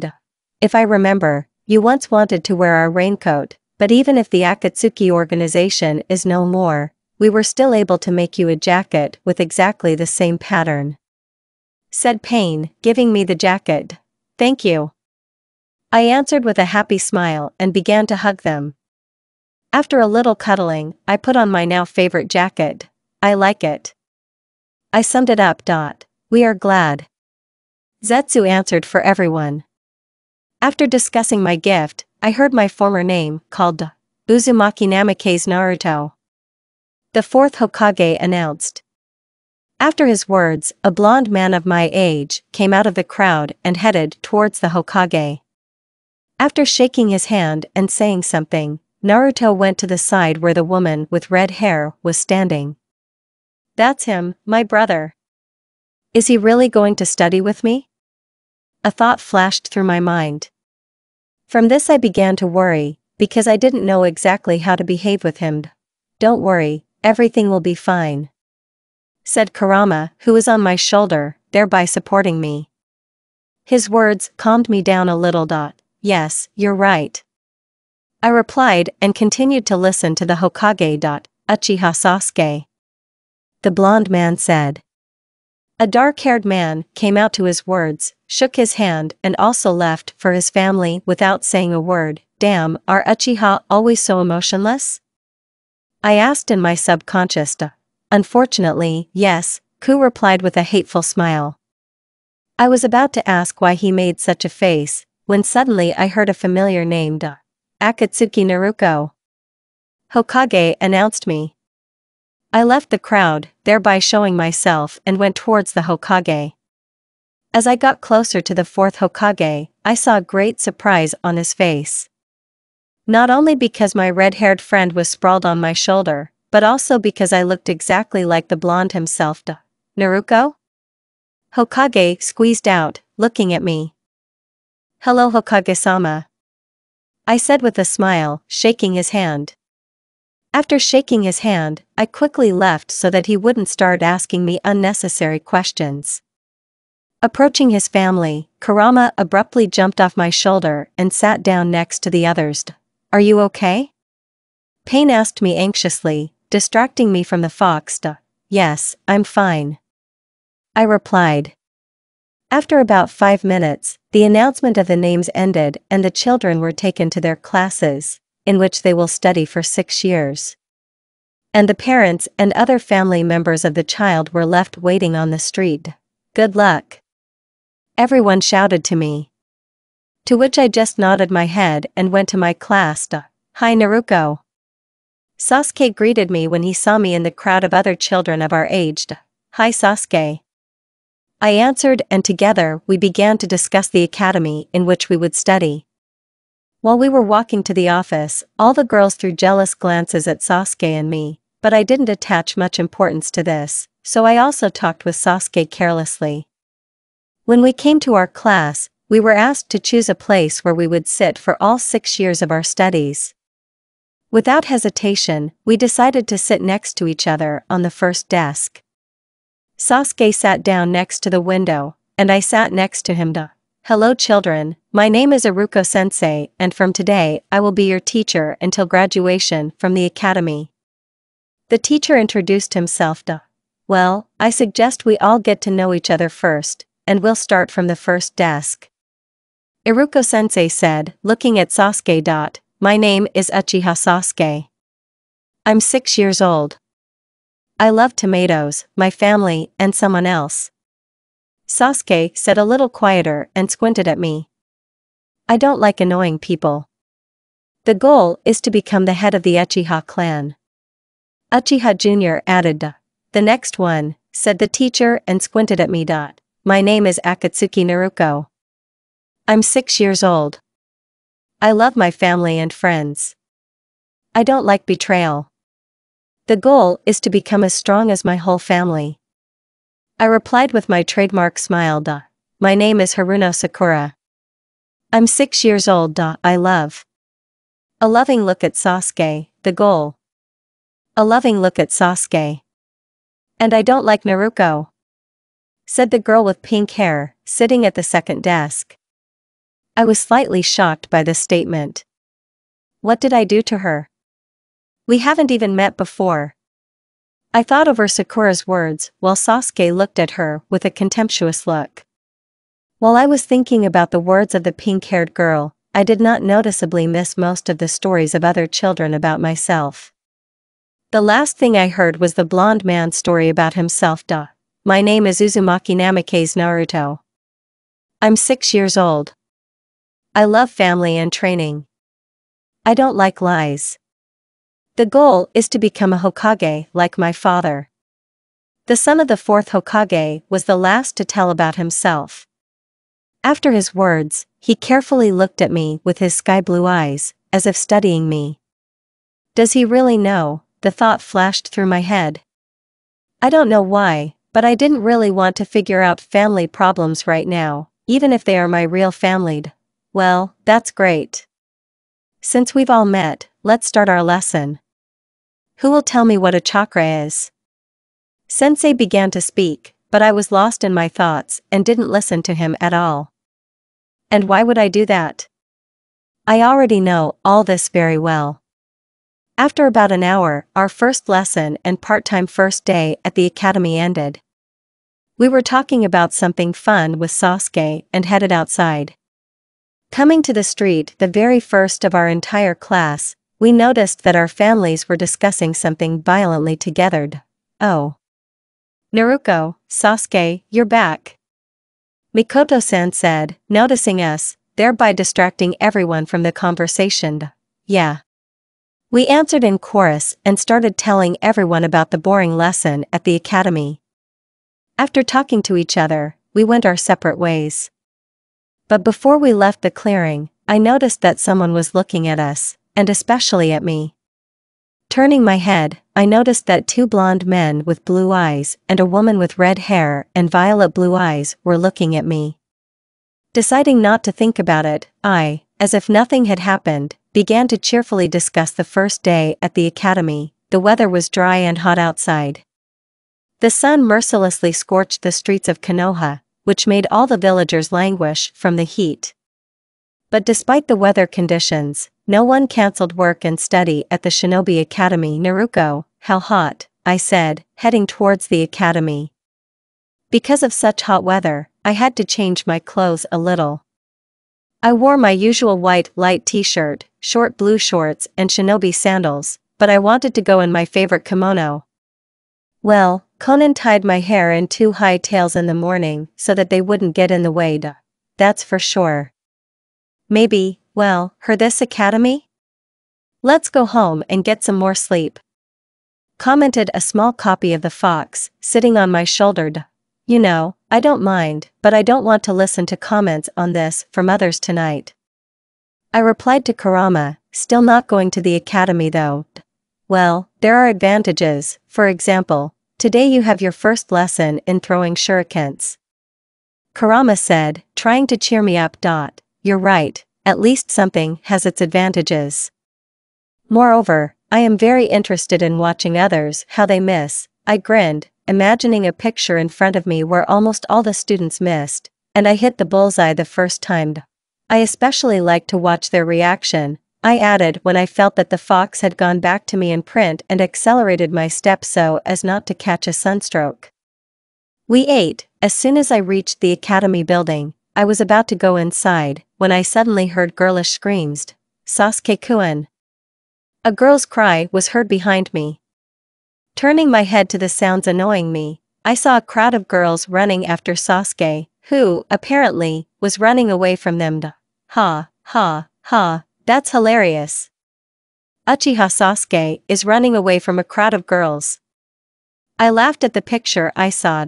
Ha, ha, ha, serves him right. Kurama picked up my infectious laugh, being in the subconscious. But before I could say anything, someone suddenly grabbed me by the arm and dragged me into the courtyard of the academy. When I came to the backyard, I caught my breath a little and looked at my abductor. Sasuke, what are you doing? I asked the brunette. And what is not visible? I'm running away from a crowd of hungry wolves. Sasuke answered my question, smiling a little from the corners of his lips. Ha. More like rabid chickens, I noticed. Well, yes, you're right here. In any case, why drag me into this?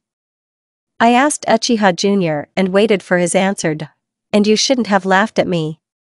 I could have helped. Sasuke answered a little offended. With what? Tell them that you're mine and that they don't touch you? I suggested jokingly. From what he heard, Sasuke blushed a little and barely audibly replied, yes. Now I was already standing in surprise at the brunette's answer. Was he joking just now, or was he serious? The same question was spinning in my head. After standing there for 2 more minutes, thinking about what Sasuke said, I was the first to break the silence. We have a lesson now, so let's go, otherwise we'll be late. I said and headed towards the main entrance. Of course he was joking. Naruko, did you seriously think that someone like him could fall in love with someone like me? Moreover, we are only 6 years old, what kind of love? I asked myself rhetorically. As soon as we arrived at the office, sitting down in our seats, our teacher, Yumino Irika, entered. Hello children, sit down in your seats and let's start the lesson. Sensei said, walking up to the teacher's desk. After that, he began to tell a lecture about countries. He mostly talked about the Land of Fire, but he also did not forget to tell about others. From such a boring lecture, I didn't notice how I fell asleep. Akatsuki Naruko.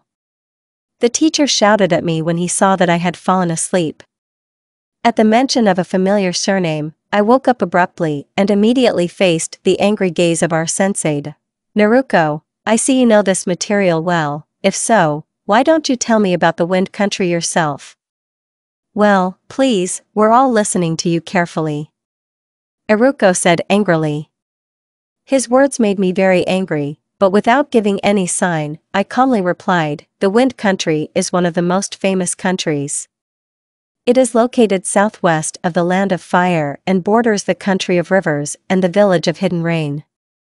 Despite the fact that the country covers a vast territory, it largely consists of deserts, therefore, it produces little. Also, since very little precipitation falls during the year, The inhabitants of the country live in villages built next to oases. I briefly told about the country of the wind. This made the teacher's eyes pop out, because I not only told briefly about the country of the wind, but also highlighted the main questions about the country. Good, well done. Let's continue the lesson then, Sensei said, and again began to tell us about the countries, sometimes looking in my direction. Ha. Did you see his face? My red-haired friend was laughing in my subconscious. From such an infectious laugh, I barely restrained myself from laughing out loud. Are you okay? Sasuke asked me in a worried whisper. Yes, it's just that Iruko-sensei's face was too funny and I had to restrain myself from laughing. I honestly admitted, answering in a whisper. And finally the lesson ended. As soon as the bell rang for recess, a large crowd of children of our age formed around our desk with Sasuke. There were both girls and boys in this crowd. And if the girls left immediately, as soon as Sasuke politely asked to leave, then the boys did not even think about leaving. Hi, your name is Naruko, right? Very nice, and I'm Kiba. Let's be friends. The boy with the red stripes on his cheeks said with a smile. To which I just nodded in response. And I'm Choji. Will you? A fat boy introduced himself, offering me chips. No, thanks, I'm not hungry. I politely declined the treat. I'm Shikamaru Nara, nice to meet Akatsuki Naruko. The boy with the pineapple hairstyle introduced himself yawning. And it's very nice to meet you. Just call me Naru, I said with a smile. After a few more introductions of names, I was abruptly questioned. Are you so beautiful like your mother or father? A boy from the crowd asked a question. I don't know exactly, but more like my father, I answered a little belatedly. Are you local? Not really, we moved to Konoha only 2 years ago. I answered the question honestly. Are you free after the academy? Kiba asked me. I'm sorry, Kiba, but no. I have to go somewhere after the academy. I said a little guiltily. Do you have a boyfriend? Choji asked me, eating one packet of chips after another. From such a question, I was a little embarrassed. No. Do you have any brothers or sisters? Nara asked me. I was surprised by such a question. And what should I say? I thought, not knowing what to answer. I was sitting and thinking how to get out of this question, when suddenly Sasuke saved my situation. Stop walking around our desk here. Tired of it. All you can do is ask stupid questions. The brunette got angry, hitting his hand on the desk, thereby attracting attention to himself. After such a statement, Uchiha Jr. grabbed my wrist and dragged me away from the office. I saw such an evil Sasuke for the first time in 2 years. Before, he was always calm and reasonable, but now he got angry for no reason at all. Of course, he was sometimes strange, but not to this extent. What the fuck are you doing? I asked him a question, stopping on the street, next to the academy building and pulling my hand out of captivity. I'm sorry, I'm just tired of everyone looking at you. First, this Namikaze Uzumaki Naruto, the son of the 4th Hokage, looked at you the whole lesson, and now these mongrels have started asking you these stupid questions. Sasuke said resentfully. What? Naruto was looking at me the whole lesson? Damn, either he guesses that I am his sister or he already knows about it. I can't understand. I thought to myself. Naru. Naru.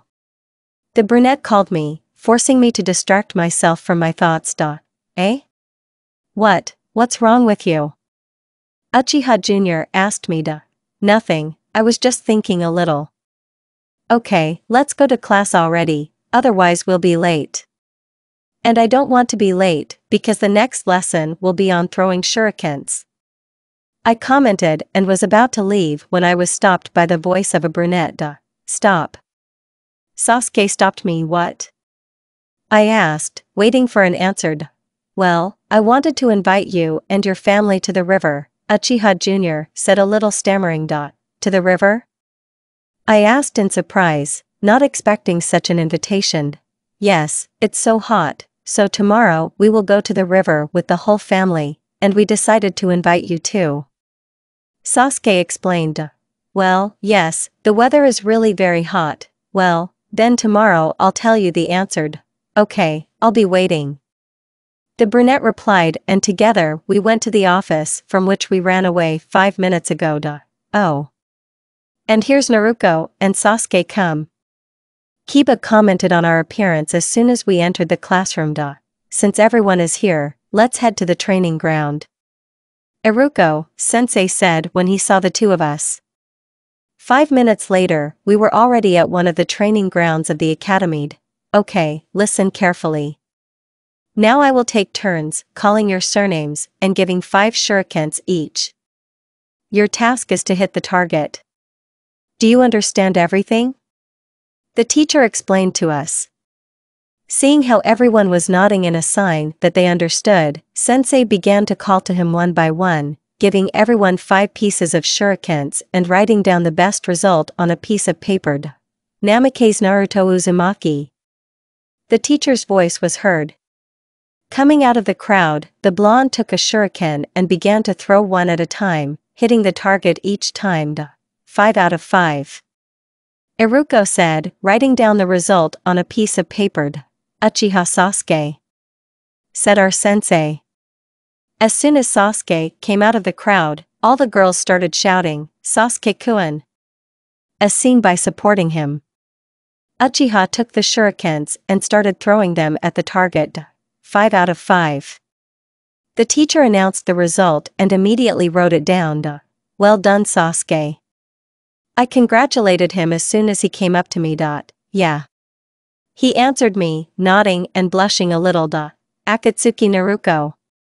Iruko finally announced me. Good luck. The brunette wished me, before I left the crowd. When they finally came out of the crowd, everyone stared at me as if they wanted to burn a hole in me. But without paying due attention to it, I approached our teacher.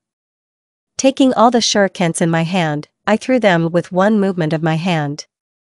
A few seconds and all 5 pieces are already exactly in the middle of the target.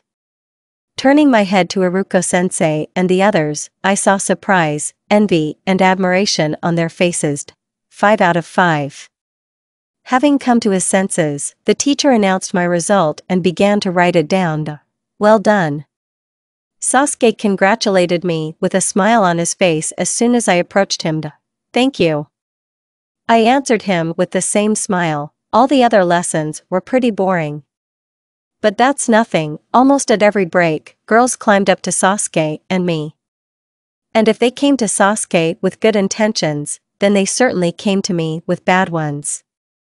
They just kept shouting at me that I was taking them away from Sasuke. But most of all from this crowd of girls stood out 2 beasts, Sakura Haruno and Ino Yamanako. Damn, I don't even have anyone to go home with now. I commented, heading towards the store, after a difficult day at the Shinobi Academy. A few moments later, a small cloud of smoke appeared, from which a little fox cub got out. What about Sasuke? Kurama asked, sitting on my shoulder. He is currently running away from another crowd of rabid chickens. I said with a grin. Well, he deserved it. The fox replied with a victorious grin. After buying all the necessary products in the store, Kurama and I went towards the house. Naru. A familiar voice came from behind me. Looking away from where the sounds were heard, I saw Obito. Toby? What are you doing here? Wasn't your mission supposed to end only in the evening? I asked him. Yes, but today we completed the mission much faster than usual, so we came earlier. Obito explained. Okay, then will you help me with the bags? I asked, of course. He answered, taking all the packages from my hands. We got home pretty quickly, considering today's weather. When I entered our house, the first thing I did was go to the kitchen to lay out the groceries, and Toby followed me. I see you've already returned. Sasori said, seeing us on the threshold into the living room. thereby distracting himself from some documents that he was reading. Yes, Toby helped me bring all the groceries home so that I arrived faster than usual. I noticed, going into the kitchen. Where to? Obito asked, also coming into the kitchen and pointing at the bags in his hands. You can put it on the table for now, I'll sort everything out now anyway. I commented. On my instructions, Obito put all the bags on the table and went into the living room to Sasori. I quickly sorted out all the products in their places and began to prepare lunch and dinner in advance. By the way, since you were already here, then where is everyone else? I asked Sasori and Obito, taking a frying pan out of the closet. Pain and Kisame are on a mission now, they got a very important S-rank mission today, so I think they will come somewhere for dinner. Kakuzu and Zetsu are on duty today, they have to guard the village until tonight. Konan and Deidara remain to help the 4th Hokage. And Haiden can be said to be busy too. I told Sasori about the others. And about Haiden, can you elaborate? I asked, leaving the frying pan on the stove so that it warmed up and going into the living room. I began to glare at Sasori so that he would tell me information about this fool. Well, that, mumbled Sasori, without giving an exact answer. Walking. Obito answered for him, calmly sipping a mug of hot tea. Just one word and I already knew exactly where Haiden was now. I see, so he's in the bar now, I said my guess. Hit exactly on target. Toby replied jokingly, saying that I answered correctly. You could have taken me with you, Ku commented resentfully, still sitting on my stiff-shouldered. And you better keep quiet, otherwise you'll be left without food. And also, get off my shoulder at last, it's already numb for the time you've been sitting on it. I said to the fox a little irritably. Verdina, Kurama said finally, after which he finally jumped off my shoulder onto a soft sofa, sitting next to Sasori and Obito. And when will he come? I asked, waiting for an answer. Well, he said that he would come closer to lunch, Sasori replied. Okay, the main thing is that Konan doesn't find out about it, I commented and was about to go to the kitchen to cook food, when suddenly an angry voice was heard from the threshold into the living room. So I don't find out about what? Conan's angry voice was heard. It's you, Konan, and we were just talking about you. Toby said when he saw Konan. And what did you talk about so that I wouldn't find out? She asked again, waiting for an answer from us. Now Konan looked very annoyed and angry, as fatigue from sorting through another stack of documents can be seen. There was a feeling that if we didn't tell her what was wrong right away, she would make origami out of us. Hey Konan, calm down. It's actually Naruko here, said Deidara, being behind Konan. And you shut up. Not only did the Hokage blow up almost the entire office, he also managed to blow up important documents. Konan began either to complain or to be indignant at Deidara. I'm not to blame here, the blonde man began to justify himself. And who then? She asked, after which there was complete silence in the room. Okay, I'm sorry, I'm a little distracted. I'm too tired, so this hot weather, apologized Konan, sitting down on the sofa. By the way, since you were already here, where is Haiden? Deidara asked, also sitting down on the sofa. It was after these words that I realized that it was better for me to leave here as soon as possible. Therefore, without hesitation, I went to the kitchen to continue cooking. About 5 minutes after I left, I heard Konan saying he was going to kill Haiden and stuff like that. Well, 10 minutes later, Haiden himself appeared. After that, the catch-up between Haiden and Konan began all over the house. Haiden was running away from the evil Konan, who was running after him with a frying pan in her hands, trying to hit him. Having finished with all the preparations, I called everyone to the table. By this time, both had calmed down. Konan, as always, calmly ate her portion, as if nothing had happened, and Haiden, who was sitting with a big bump on his head, tried to eat a little faster, while looking at Konan all the time. After everyone had eaten, Konan and I cleared everything off the table, washed the dishes, and began to do our own business. Deidara and Conan started sorting through some papers, Toby and Karama were talking about something, Hayden went to some store, and I went to my room to study a new technique that Payne got me on one of his missions. When I came to my room, the first thing I took out of the closet was a scroll with equipment and began to study it in detail. The chakra chain technique requires a lot of chakra, which is why it can only be used by people with a high level of endurance. The technique itself transforms the chakra into yellow chains that can be used to contain or create a barrier. I read the Uzumaki clan technique scroll out loud. That's it? It doesn't even say exactly how to use this technique. What else did I expect from just a copy of the scroll? I commented on my reasoning after reading the scroll with the technique. Okay, we should at least try to learn this technique anyway, I said and jumped out of the window into the backyard and began trying to repeat the technique. Folding my hands into several seals, I shouted, "Chakra chains!" After that, ropes covered with chakra began to form next to me. It doesn't look like chains, I said, looking at the masterpiece I had created. Okay, let's do it again. This time it will definitely work out. I supported myself, after which I began to fold my hands and print again. During such a hard workout, I didn't even notice how evening had come in the yard. Naruko, are you alright? What are you doing here? Kakuzu ran up to me when he saw me lying on the grass, powerless. Kakuzu? What are you doing here? Aren't you supposed to be on duty with Zetsu today? We have already finished duty, so we came home. Kakuzu explained. Remembering what Sasori said about Kakuzu and Zetsu coming only in the evening, I came to my senses and asked, Kakuzu, what time is it now? Well, somewhere around 7 o'clock in the evening. He answered me. I was slightly shocked by his answer. I trained for about 4 hours. Yes, I even trained with Sasuke for only 2 hours, and here it's 4. Yes, I think I got too carried away. I voiced my thoughts out loud. Kakuzu, can you please take me to my room, otherwise I can't even move my arm after such a workout. I asked Kakuza. At my request, he gently picked me up and carried me towards the house. What happened?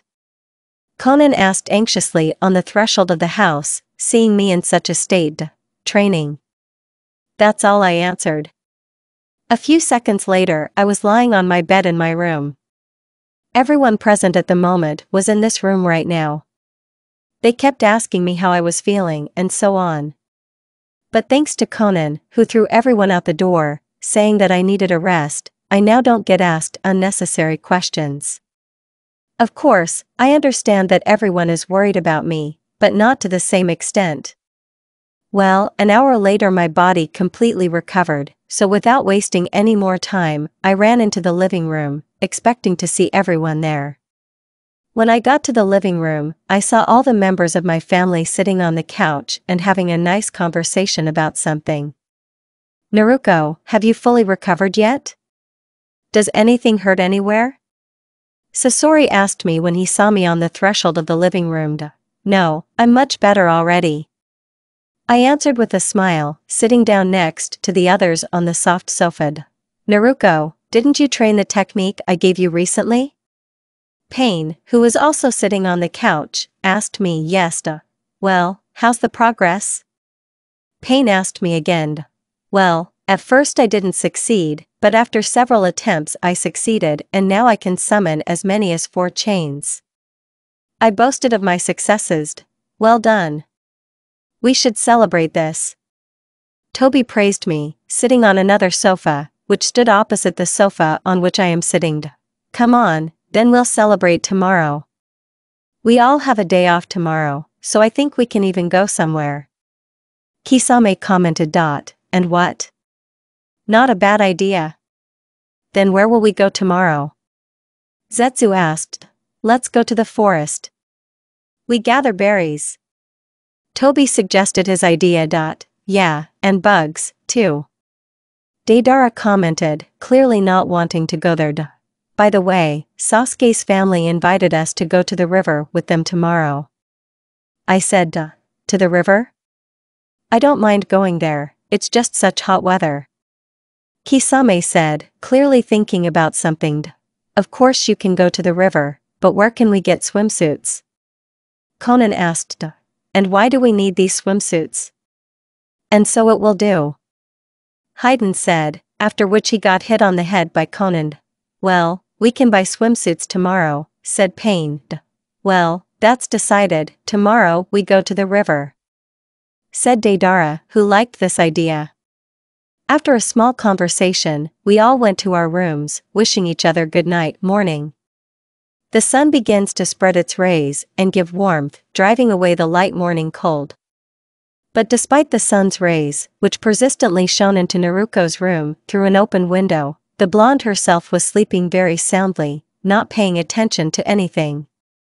She would have slept on and on if Obito hadn't suddenly burst into her room. Naru, get up. Get up. Look at the beautiful weather, the birds are singing, the sun is shining, what else do you need for good weather? One of Naruko's family members said cheerfully, trying to wake her up. Obito's cheerful and at the same time loud voice quickly woke up the blonde. Yeah, that's if you don't take into account that today will be the same heat as yesterday. The younger Akatsuki answered sleepily, still lying in bed, or rather under a thin and not at all warm blanket.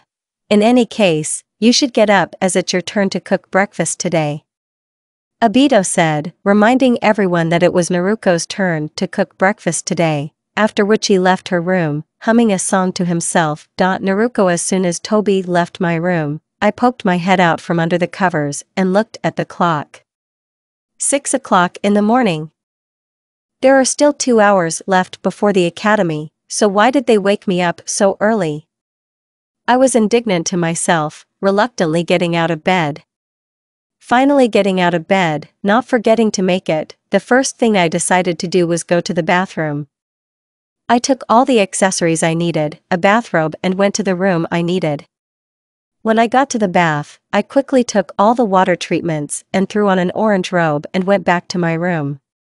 When I came into the room, the first thing I did was go to the closet with things to choose a light and at the same time comfortable suit. After a little rummaging in the closet, I opted for an orange t-shirt with red clouds, white shorts reaching to the knees and, of course, blue shinobi sandals. After putting on the clothes I chose, I braided myself 2 high tails, then looked at the wall clock. 30 minutes have passed since I woke up, and I haven't even gone down to the kitchen yet. Damn, I need to go cook breakfast urgently. It was with such thoughts in my head that I flew out of the room like a bullet. After descending from the 3rd floor, I ran into the kitchen and began to get kitchen utensils out of cupboards and dressers at a fast pace in order to at least cook something. Oh. I see you've already woken up, Conan said with a smile on her face, entering the kitchen. As soon as she entered the kitchen, she immediately went to the refrigerator, with the obvious intention of getting something out of it.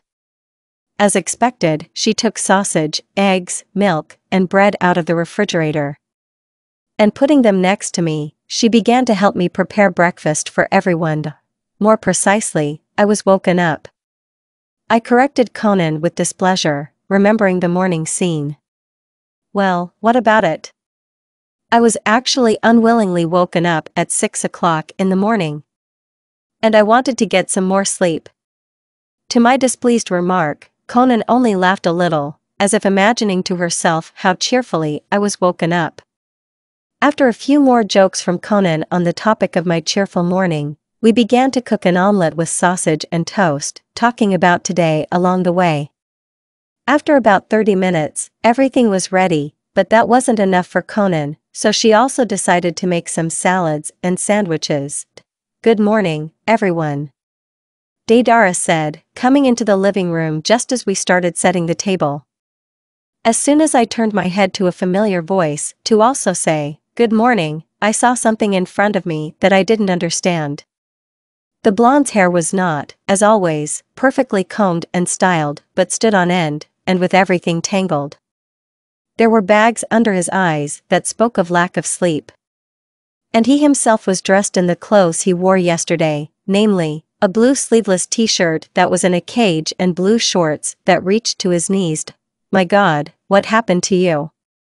Conan voiced my thoughts as she returned from the kitchen with a plate of sandwiches. In short, I spent the whole night sorting out those papers that we didn't have time to sort out last time, said Deidara, sitting down on a soft sofa. And how? Have you done everything? Conan asked, putting a plate of sandwiches on the table.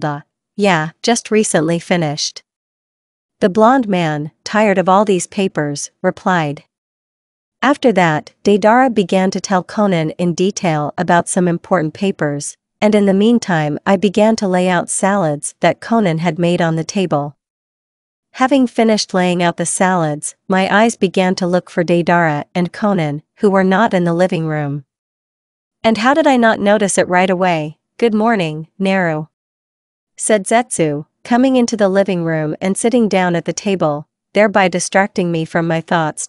Good morning, I echoed him, looking at how Zetsu sits down at the table, and then puts a salad with tomatoes on his plate. By the way, we're going to the river with the Sasuke family today.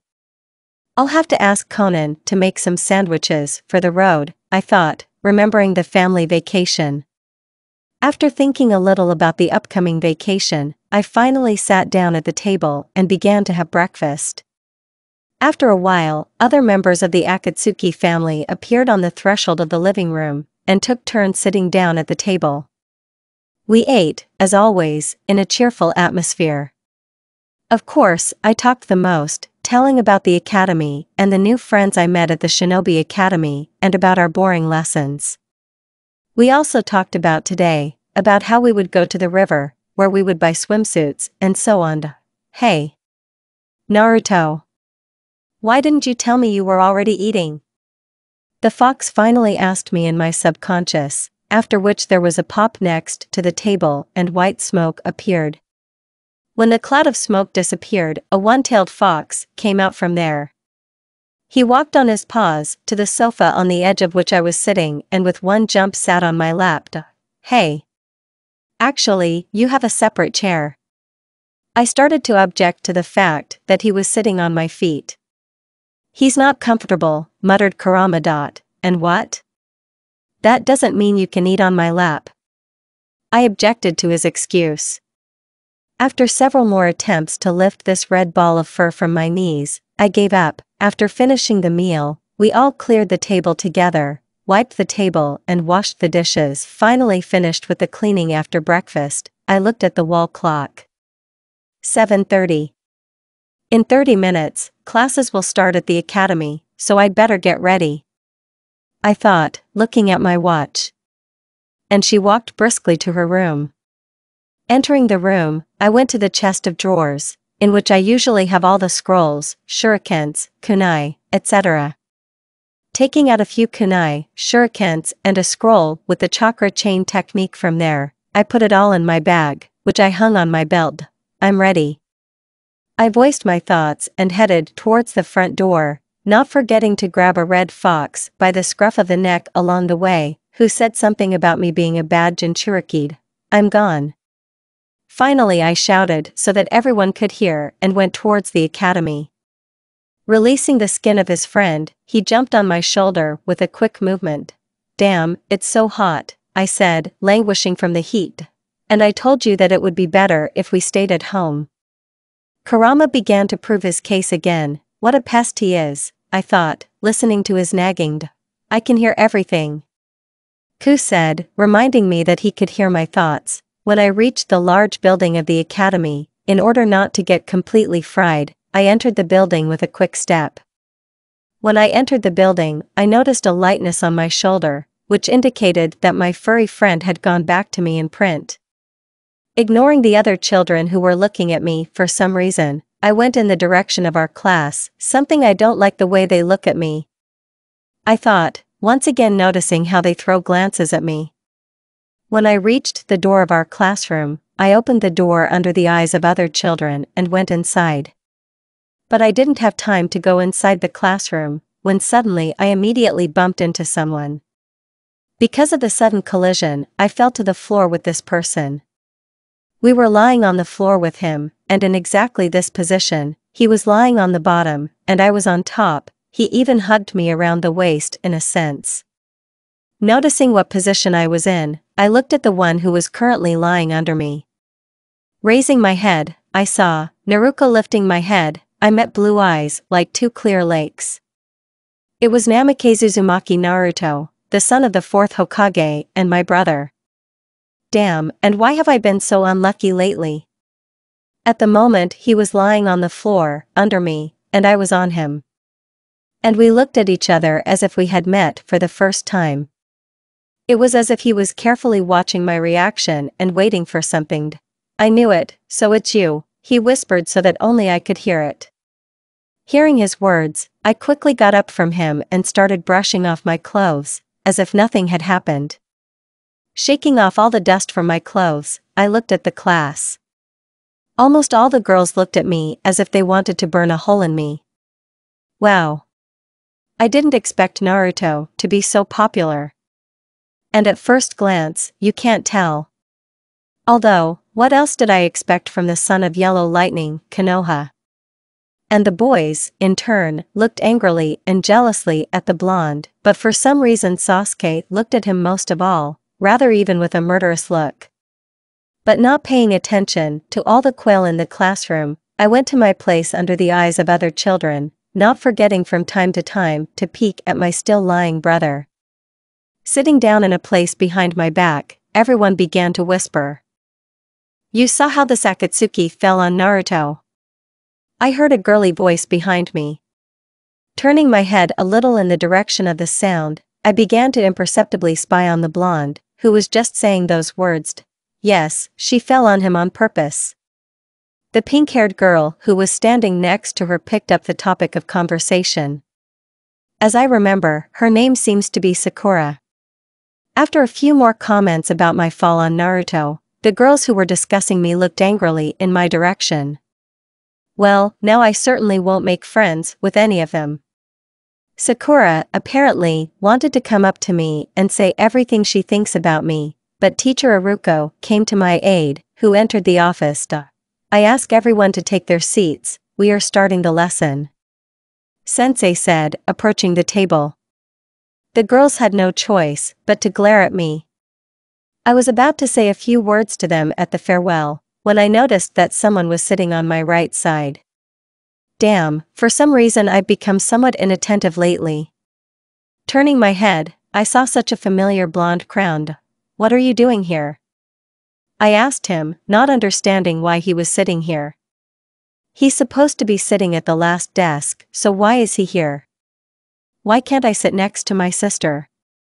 Naruto answered the question with a malicious smile on his face, looking into my eyes, so he did catch up after all. Well, now even more problems will be added. And why am I so drawn to trouble? I thought. When everyone finally sat down in their seats, we started the lesson. Iruko-sensei started telling us about who Kage is, etc. But I, as always, did not listen. Well, why, if I already know it? After all, it's not for nothing that Kisame and Deidara taught me this. Yeah, I remember once I made a little mistake calling Genjutsu Hozuki the second Raikage, so I then ran for 5 minutes from Deidara and Konan so as not to get a slap on the head. Naruko. Sasuke tried to whisper to me. Huh? What? I finally came to myself. Something I got too carried away with memories. I've been trying to reach you for 2 minutes now, Sasuke explained, speaking in a whisper. I'm sorry, I was thinking a little, so what were you talking about?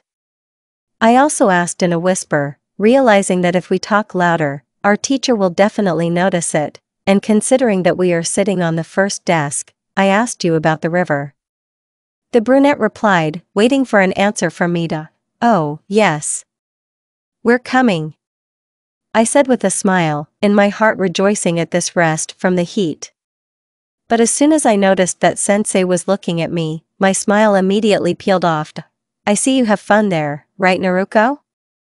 Iruko-sensei said with a sinister smile. Then why don't you answer a few easy questions like yesterday? The teacher said, hinting at me to get up. Well, as expected, I got up from my desk and began to listen to the questions that our sensei would ask. And yet it's strange that he finds fault with me the most. Who is Kage? The teacher asked the first question. Kage is the title assigned to the leader of the hidden village of one of the 5 great shinobi countries. Each Kage oversees the work of his village, from sending ninjas on missions to making difficult decisions regarding the safety of his people. Also, the village's Kage is usually recognized as its strongest ninja. I answered without thinking for a second. Okay, then, name any Kage and tell us about him.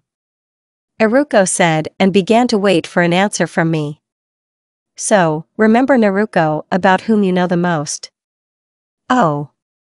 Precisely. Pain once told me about the Kage of the village of Hidden Rain. Hanzo, also known as Hanzo the Salamander, is a legendary shinobi, as well as the leader of the Hidden Rain village. Once upon a time there lived a poisonous salamander in his village. When she died, Hanzo, while still a child, transplanted her venom gland to himself, wanting to gain more strength and teach his body to produce poison. After that, the villagers began to be afraid of Hanzo, since almost everyone who communicated with him died of poison or was poisoned. During the Second World War, Ninja Hanzo fought against the legendary Sannin and won. But due to the fact that he was impressed by the strength of his rivals, he left them alive. I told about the Kage of the village of Hidden Rain, looking at the teacher's surprised face. Apparently, he did not expect that I would tell about the Second World War ninja. Then, the last question, who are the Sannins and what started the Second World War ninja? After some time, the teacher stammered. It was clear from his voice that he was excited about something. Hey! This is actually not the topic of the lesson anymore. Okay, Sanini, but the war, yes, I know almost nothing about it. Damn, well, I asked Conan to tell me about the war, but no, she refused, justifying herself by saying that it was too early for me to know. Yes, I can already beat shinobi in peace. And here they object to me just to tell about the war. I objected in my thoughts. Sanini are famous ninjas from the Hidden Leaf, named the 3 strongest shinobi of their time. I answered the question, after which silence hung in the office. The other students, as you can see, were closely watching the interrogation of Iruko-sensei. The teacher was studying me with his eyes, while being in his thoughts, and I didn't know how to answer the very last question about World War II. I was about to tell Sensei that I didn't know this topic, when I suddenly remembered about my red-haired friend, who was probably fast asleep in my subconscious right now. Kurama! Wake up! I urgently need your help. I tried to call Kuram in my subconscious. What happened to Naru? The fox asked after a while, yawning at the same time. Help! What started the Second World War? I asked him a question, hoping that Ku would help me after all. He's my last chance. Okay, I'll help. Then give me control over your body. The 9-tailed fox demon said, agreeing to help me. Why? How why? Reply. Anyway, are you giving me control of your body or not? My red-haired friend repeated his question once again. I had no choice but to agree and completely give control to Kurama. After all, I trust him in any case. Agreeing, at the same second, warmth passed through my body. Most likely it was the Ku chakra, which he dispersed throughout my body. Well, after that I found myself in my subconscious. Again, this cold water is everywhere. There are many different passages and a large open cage that opened when Ku and I were able to get rid of the seal. Nothing has changed since my last visit here, only a large screen was visible in front of the open cage. As you can see, Kurama somehow managed to connect to my vision, but how? And why didn't I know that before? Looking at the same screen, I saw Teacher Iruko in front of me, who looked as if right into my eyes. Well, what started the war? Sensei asked. 20 years after the First World War and imprisonment after the peace treaty, the countries began to suffer from palpable economic inequality. Countries began to form alliances and, under the pretext of justice, began to invade the territories of other sovereign states in order to expand their territories by using military force. This led to the outbreak of World War II. Ninja, said a rough and ominous voice. Wow. I didn't know that Ku understood this. Hee, now I know who to ask for help. From such a voice, our teacher involuntarily shuddered. And Naruko, what's wrong with you? He asked about my Somachestvium. Kurama. That's enough, then I'll do it myself. I replied, just in case the fox didn't do anything stupid there. As you wish. Now I'll give you back control, so get ready. And yes, please don't bother me for a while, I need to sleep. My red-haired friend warned me, after which I lost consciousness again. Opening my eyes, I still saw our sensei in front of me. For some reason, he looked at me as if he was waiting for something. Oh, right. I need to give an answer. Yes, I am fine, Iruko-sensei, let's continue the lesson. I said with a smile on my face so that they wouldn't notice anything. Seeing a positive nod from the teacher, I sat down at my seat and we continued the lesson. Naruko, after Iruko-sensei looked at me strangely somehow, I thought he noticed. Although, considering what kind of voice I had, I think Iruko-sensei will definitely start following me. And perhaps because Kurama helped me, my chakra could somehow react to his chakra. And if Iruko noticed it, it would be very problematic. We have to be careful with him. And then I have a feeling that he's not just asking me. It's like he's checking something or looking for some information about me. But why? I'll have to follow him somehow, then maybe I'll find out something. Naru, come outside with us. Let's eat and just get some fresh air. Kiba invited me to join them in the company, just when the lesson ended and our teacher disappeared without a trace from his workplace. Well, I don't even know, I said with a silly smile on my face. I didn't really want to eat right now, and if I went with them, they would certainly start flooding me with questions, as on the first day. Therefore, I wanted to refuse him guiltily with my trademark smile, justifying it by saying that I have things to do. But my unfinished speech was immediately interrupted by a blonde man who had been calmly listening to our conversation. I'm sorry, Kiba, but Naruko and I need to talk urgently. She said how Naruto cut off, then dragged me somewhere away. Well, what kind of day is this today? The thought flashed through my head while we were walking briskly towards the left side of the academy, where it is impossible except for teachers. Well, what does that mean? I asked Namikaze Jr. when we both stopped. In fact, I didn't resist just because I wanted to talk to him too. And so I would have blown it up a long time ago, as Deidara likes to do. But suddenly, instead of saying anything, he abruptly turned to me with his whole body, securing me in his arms. I found you. I heard him say, holding me in his arms. Not only his voice was trembling, but his whole body was saying that he was very much afraid of something. After all, he was smiling just this morning, so why did his mood change so abruptly, all this time? I've been training day and night to find you one day, and finally found you, he said with a tremor in his voice, hugging me even more tightly to him. Did he really try so hard to find me? He didn't even see me in his eyes, so why such diligence, why? I voiced my question out loud. I don't know myself, but, as soon as I found out about you, for the first time I saw the sad faces of Kacchan and Tassan, I wanted to get you back at any cost. He explained. After that, silence fell between us. Of course I wanted to meet my real family, but I didn't think it would be so fast. Okay, think hard. What would others do in my place? Blown up, ran away, killed, stabbed? Aha! It's all wrong. Well, then we will act according to the situation. I thought decisively, going through a lot of different options in my head.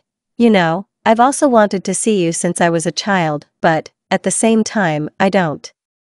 Akatsuki replaced my family, and I don't want to lose them, I honestly confessed, breaking out of his grip. So you don't want to come back to us? Naruto asked me directly, realizing what I was going to introduce. There was surprise and fear in his eyes now. I want to, but not now. I replied. But, how? He began to speak, as I interrupted him almost immediately.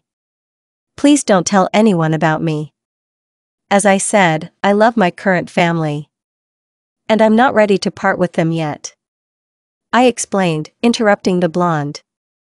After my words, my brother became noticeably sad, as it seems he did not expect such an answer from me at all. But I promise you, when I'm ready, I will definitely come to you. I said with a slight smile on my face. Promise? He asked, holding out his little finger to me. I promise, brother Naruto. I confirmed, responding to his pinky oath. The end of Naruto at the same time in the office of the Hokage. Did you find out what I asked you to do? The fourth Hokage asked a question, sitting in his chair and looking seriously at Iruko, who was standing opposite him, holding some papers in his hands. Yes. He replied, after which he handed the papers into the hands of the blonde. Akatsuki Naruko is 6 years old. Female gender. 2 years ago, she arrived here with her family, consisting of 10 people, including herself. There is an assumption that they are not blood relatives. At the moment they live in a 3-story house of the Uzumaki clan. All members of her family are members of the Umbu S rank. Naruki-sensei told general information. What about her skills and knowledge? Namikaze Sr. asked. Her knowledge is at the highest level. She not only knows about the chakra, kage, villages and their location, but also knows information about the World War, which even a clan at her age should not know. As for her skills, she can easily hit the target with 10 shurikens with one movement of her hand. And I think that's not all she can do. Concluded Iruko, observing these few days for only one student on behalf of Minato. Is that all? The blonde asked the question, putting the documents with the personal information of Akatsuki Naruko aside. No, she also behaved strangely during the lesson. The teacher noticed, remembering how the blonde answered his questions. Did she behave strangely? Hokage asked. When I asked her about Kage, she answered without hesitation, but when I asked her about the Ninja World War, she answered only after a while. And when she did answer, her voice was very rough, it felt like it wasn't her speaking. Iruko-sensei explained to Minato. After his words, silence fell in the office. It was obvious that Namikaze Sr. was silently digesting the information, drawing conclusions to himself, while Iruko was waiting for the blonde to say something.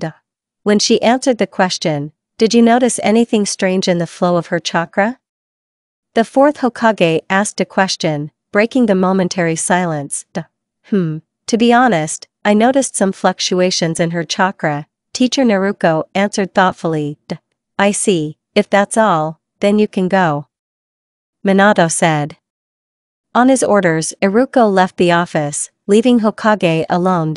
Naruko, Namikaze barely said, looking at the photo of Akatsuki Jr. Naruko. The remaining lessons are shed imperceptibly quickly. Maybe it's because I overslept all the lessons, or because I knew all the material in advance. In any case, I didn't even have time to look back, as the last lesson had already passed. After hearing the bell announcing the end of the last lesson, all my classmates and the teacher quickly gathered all their belongings and ran out of the academy. And I was still sitting in my seat, thinking, what's wrong with you, Naru? Sasuke asked me, who stayed to wait for me after seeing the state I was in. Have you noticed anything strange in the behavior of our teacher? I asked him, still thinking about who our teacher was. Something I don't like is the way he is not noticeably watching me for others. No, but what should I have noticed? Uchiha Jr. immediately asked me a question, not understanding what this question was about. Nothing. Okay, let's go. Otherwise I still have to buy a swimsuit. I translated the topic of conversation and took my things, headed for the exit of the classroom. After going through all the long corridors of the academy, we were at the exit of the building in a few minutes. But then an unpredictable surprise was waiting for us in the form of one blonde man who was waiting for us, or rather me near the exit. Naruko. Why are you taking so long? I'm actually waiting for you. Naruto began to whine rather than to be indignant, as soon as he saw me, while coming closer and closer to us. And what is Namikaze Uzumaki doing here? Sasuke asked me rather than himself, looking at me with a demanding look so that I would tell him as soon as possible. Well, it so happened that I became friends with him today. I explained, smiling awkwardly. Well, I can't tell him that we are brother and sister. Oh. Hi. My name is Naruto, and you're Sasuke, right? It's very nice to meet you, said my brother, running up to us almost in a tight and extending his hand to Sasuke. The brunette looked at his hand with a contemptuous look for several seconds, as if he wanted to freeze it. But then he shook it anyway. Although all his discontent could be read on his face, Sasuke Uchiha. He only said coldly, shaking Namikaze Jr.'s hand, "Let's be friends, Sasuke-kun," said Naruto with a joyful smile, shaking hands in response. What? Since when did we become friends? The brunette began to be indignant. He was clearly shaken by the fact that the son of the fourth Hokage would be friends with him. Since then. The blonde man also answered him. Not wanting to listen to them, as it seems a long argument to the end, I left the academy on the street, where I was supposed to be met. Naru. A familiar voice called me. Turning my head in the direction from where I had just heard the voice, I saw Konan waving her arms and the rest of her family gathered, who were discussing something violently. Hi, honey, how did you spend today at school? Konan asked with a smile on her face as soon as I approached them. Okay. I replied with the same smile. Well, I can't tell her that Naruto now knows that I'm his sister. Yes, and even more so I began to suspect Naruto-sensei is something like he asks me in every lesson. It sounds really stupid. I'm happy for you. Konan was genuinely happy for me. But before I could say anything, I heard a man scream from the crowd. I said that a separate swimsuit would suit Naruko. Obito shouted at someone. And I said merged. Hayden shouted back. Are they little kids to argue about this? Come on, both of you shut up. Pain broke into their conversation, trying to calm them down. And you don't get involved, we have our own war here. They answered in unison, clearly not wanting their argument to end. If you look at it this way, then I'm for a separate swimsuit. He will show her whole well-coordinated figure, thinking. Deidara spoke his opinion. That's right, that everyone will look at her. You never know if there are any perverts there? So, what kind of a one piece am I? I inserted my 5 kopecks to Kisame. And so everyone spoke their opinion. And you didn't forget to ask me by chance? If you don't shut up right now, you'll all be left without food. Konan shouted at everyone already. To my surprise, everyone fell silent. Although, knowing Konan, it's not surprising. Oh. Sasuke-kun, we haven't seen each other for a long time, Konan said with her usual smile on her face. Turning back, I saw Sasuke and Naruto heading our way. Hello Konan-san. The brunette greeted her with a bow.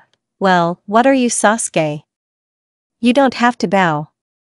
You know I don't really like all these formalities. Konan said. Oh. And here, who do we have? Are you really Naruko's new friend? She asked, noticing my brother, next to Uchiha. Yes, hello. My name is Namikaze Uzumaki Naruto. Let's get acquainted. He introduced himself.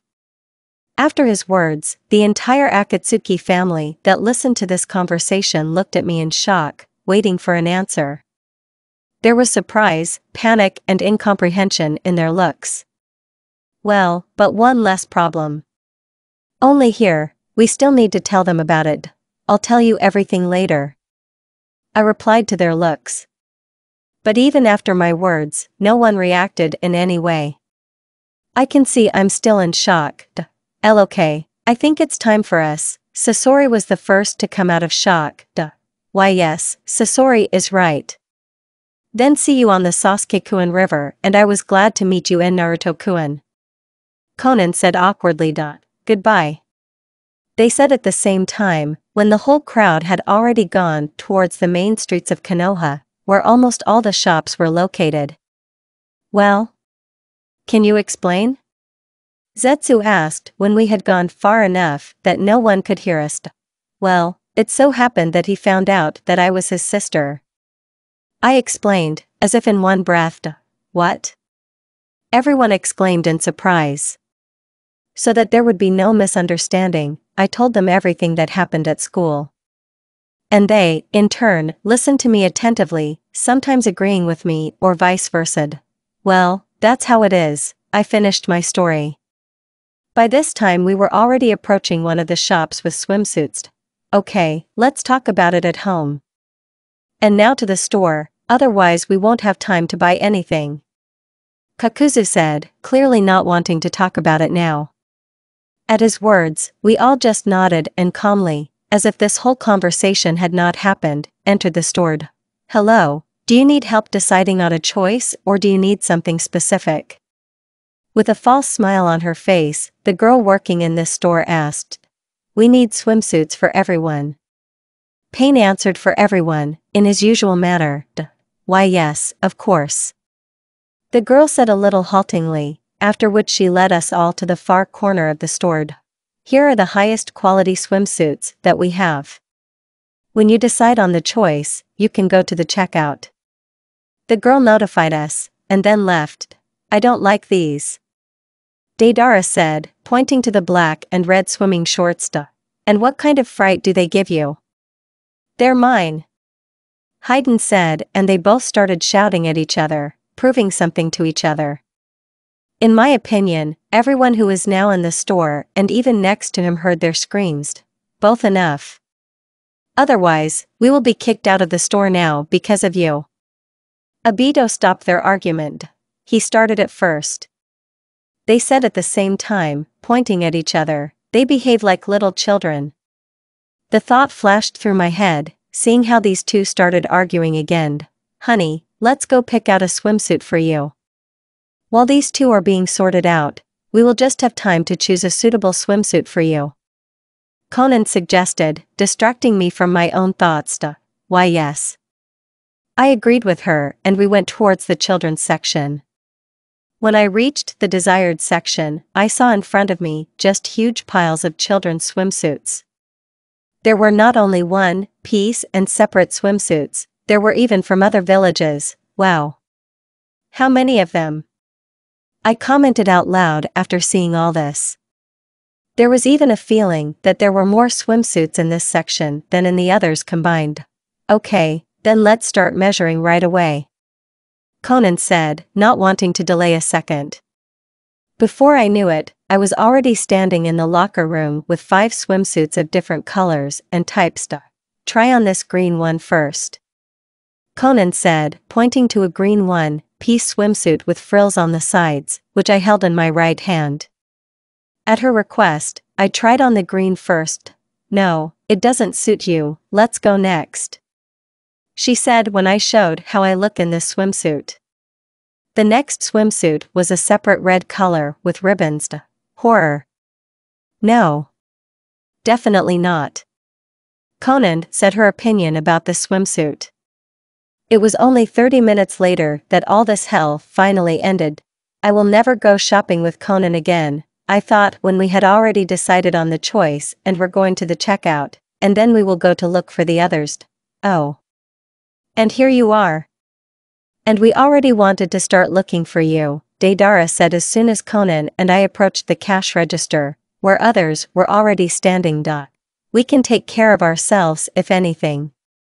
Conan commented on Deidara's words. In general, I agree with Conan here. I can use the Thunder God technique or, in extreme cases, the Kurama chakra, and Conan can, if anything, use paper ninjutsu. With this, I think we can, if not kill, then cripple someone for sure. I didn't mean that. I meant that we just lost you and wanted to start looking so that nothing like this would happen to you. Deidara tried to justify himself. Okay, let's finally buy swimsuits and go to the river. Conan said, handing her swimsuit bag to the girl at the checkout. Naruko having paid for all our purchases, we left that store with grief in half. I had a feeling that they wouldn't let us in there anymore. It was necessary for Haydn and Deidara to make a scandal for the whole store about the price. Although I myself do not know exactly how much all our things were worth, but from the shocked faces of Pain and others, I can assume that the amount was very large. Well, but thanks to the threats of Deidara, who said that he would blow up this store to the ground, and Haydn's verbal sparring with the manager, we were given a discount, those bastards. To take so much money for some rags. Haydn grumbled with displeasure when we were already quite far away from the store. At the same moment, Conan, who had been standing next to me before, came up to him from behind and hit Haydn hard on the head. There are actually children here, she said, telling him not to express himself like that anymore, at least in front of me. What's the big deal? I've heard worse words from him, I thought, but almost immediately regretted it. What did you hear there? Kurama asked in a sepulchral voice. And then I realized what a mistake I had made. Damn, and I forgot that Kurama is now in my seal. Well, that's it. When we get home, I'll strangle him myself. The fox informed me in an angry voice. Well, that's it, Haydn is over. Having already passed another unknown store, we finally reached the intended meeting place. There was a feeling that the village ends here. There were no shops or other buildings here, on the contrary, everything was surrounded by only a forest. Naruko, are you sure that this is where we should meet with the Uchiha family? Pain asked me a question, apparently not understanding where we came from. Although you can't tell by his appearance, but by his voice I can tell for sure that he is worried about something. Why yes, probably, wonderful. We're lost.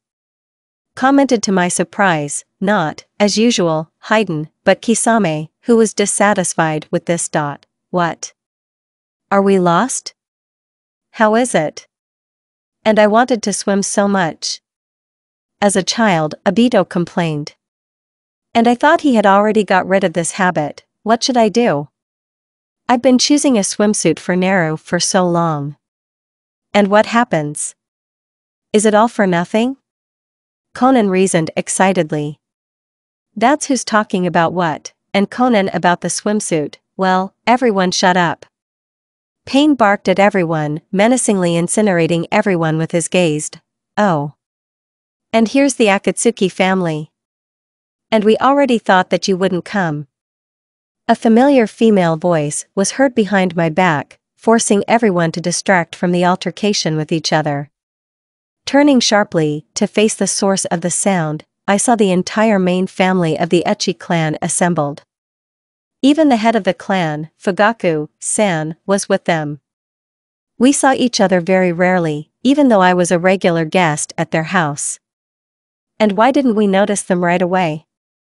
I'll have to ask Conan later. Good reaction, commented Sasuke's older brother, Itachi-san. What is he talking about? A thought flashed through my head, not understanding what reaction he was talking about. Turning to face my family this time, I saw that each of them was standing in a fighting pose, with a weapon in his hands. Everyone except Deidara and Conan had weapons, and they also had some seals, as seen by the barrier. Don't worry, we're not going to attack you. The Uchiha clan are not such cowards to attack from behind a shadow. Fugaku-san said, smiling a little and extending his hand for a handshake. At this moment, without exception, everyone began to watch Pain, waiting for further actions.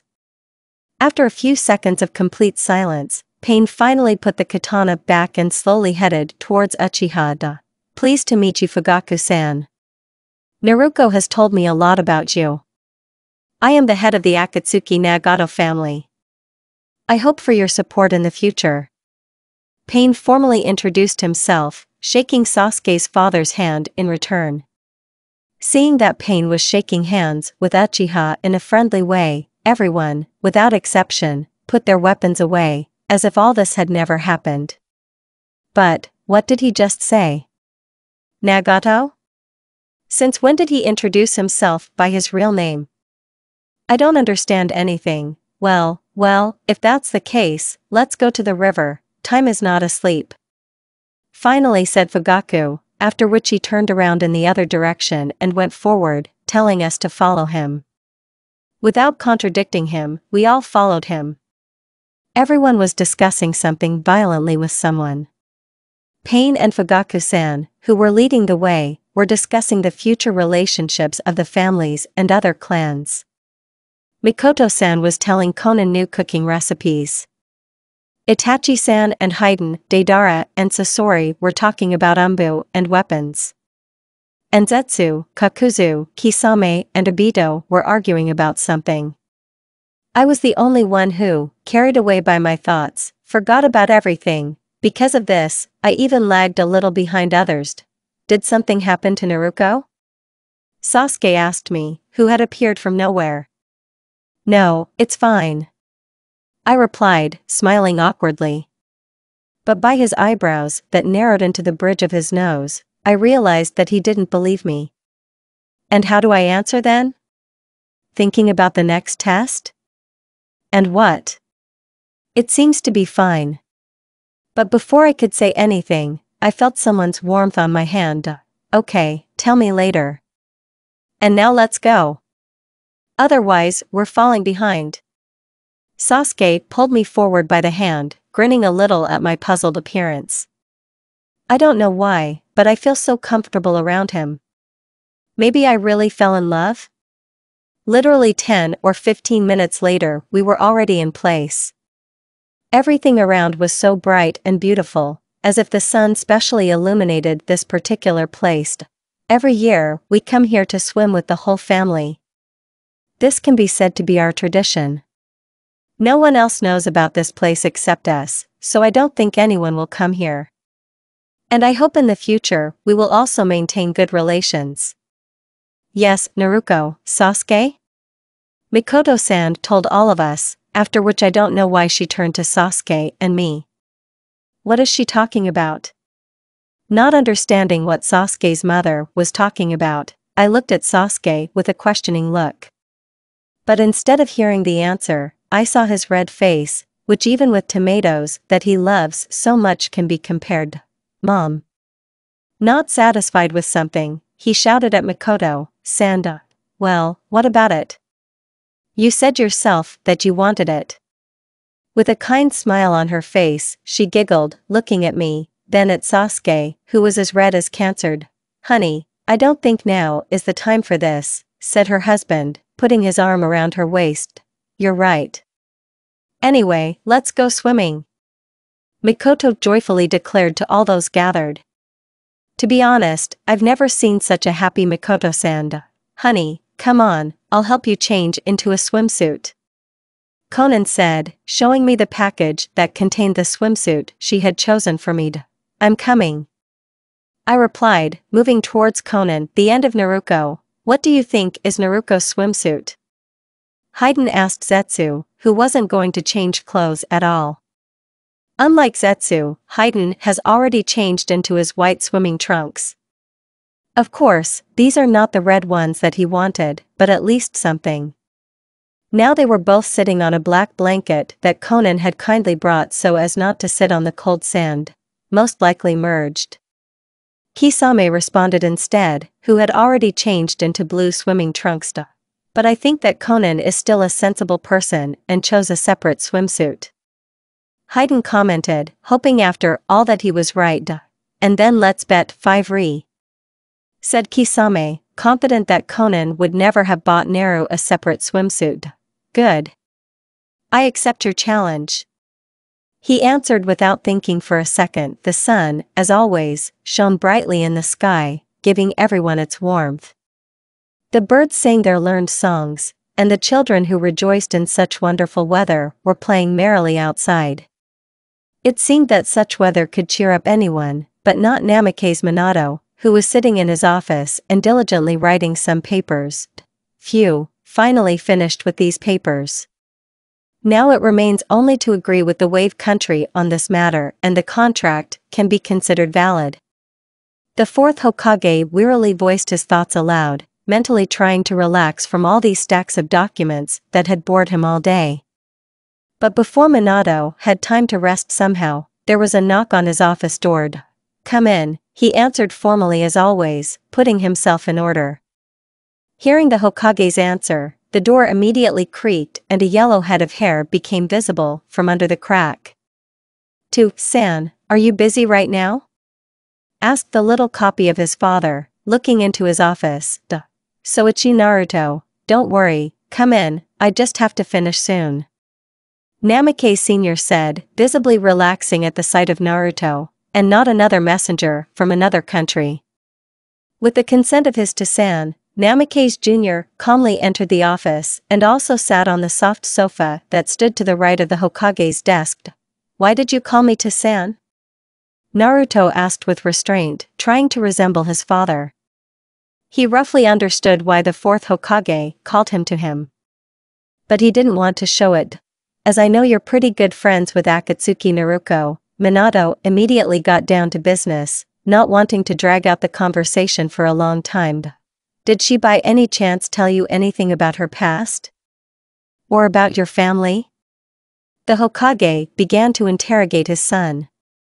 As Naruto suspected, Minato called him to his place to learn more about his sister and her past. But what should he say? If he tells the truth, then their family will finally become complete, as he had dreamed since childhood. But, will his sister be happy about it? At the same time, the carefree Akatsuki family had a day off, which, as always, they had fun and noisy. In company with the Uchiha family that invited them to the river. Now both families were busy with their own business. Someone was laying out pre-assembled things, someone was arguing with others, and someone was changing into a swimsuit. Naruko, as soon as Conan and I moved away from everyone, to my surprise, she immediately took out of the package a one-piece blue swimsuit with bows on the sides. "I thought you'd take that white two-piece swimsuit," I commented out loud, remembering how we tried to pick up a swimsuit for me for more than an hour. "Yes, but I thought this one was nicer. That's why I took it," she replied, as if she had learned this explanation on purpose. Strange, the thought flashed through my head at last. There was a feeling that she was not telling me something. Or is it just my imagination? "Are you there for a long time?" For the umpteenth time, Hayden's loud voice is heard, who, for some reason, wants to see me in a swimsuit as soon as possible. "We're on our way out," Conan shouted back at him, putting the finishing touches to my hairstyle, which she has been doing for like 10 minutes. "Well, there. Ready," she proudly declared, having finally finished doing my hair. "Thank you." I ran. I told her impatiently, after which I ran from everyone towards our bedspread, on which almost our entire family was sprawled together with the Uchiha, who were discussing something violently. I came. After catching my breath a little, I commented, happily looking at them. "Dear me. You're beautiful." Mikoto-san, who was looking at me with all her might, suddenly praised me. "Thank you very much," I answered her, glad that others still liked it. "Wow. And my son's fiancé is what he needs," San Sasuke proudly and at the same time cheerfully declared. To which I looked at him in surprise, not understanding what he was talking about now. "You look very beautiful, Naruko-chan." As always, Itachi-san praised me with restraint. Thank you, ha ha ha. "And someone has lost 5 ri. Yes, Hayden?" Kisame's cheerful and mocking voice was heard in the direction of Haydn, who was very annoyed. Yes, I know. Just shut up. He answered him irritably, pretending that he was not there. What's going on? I asked myself, not knowing how to react to it. They argued with each other on the topic of which swimsuit you will wear.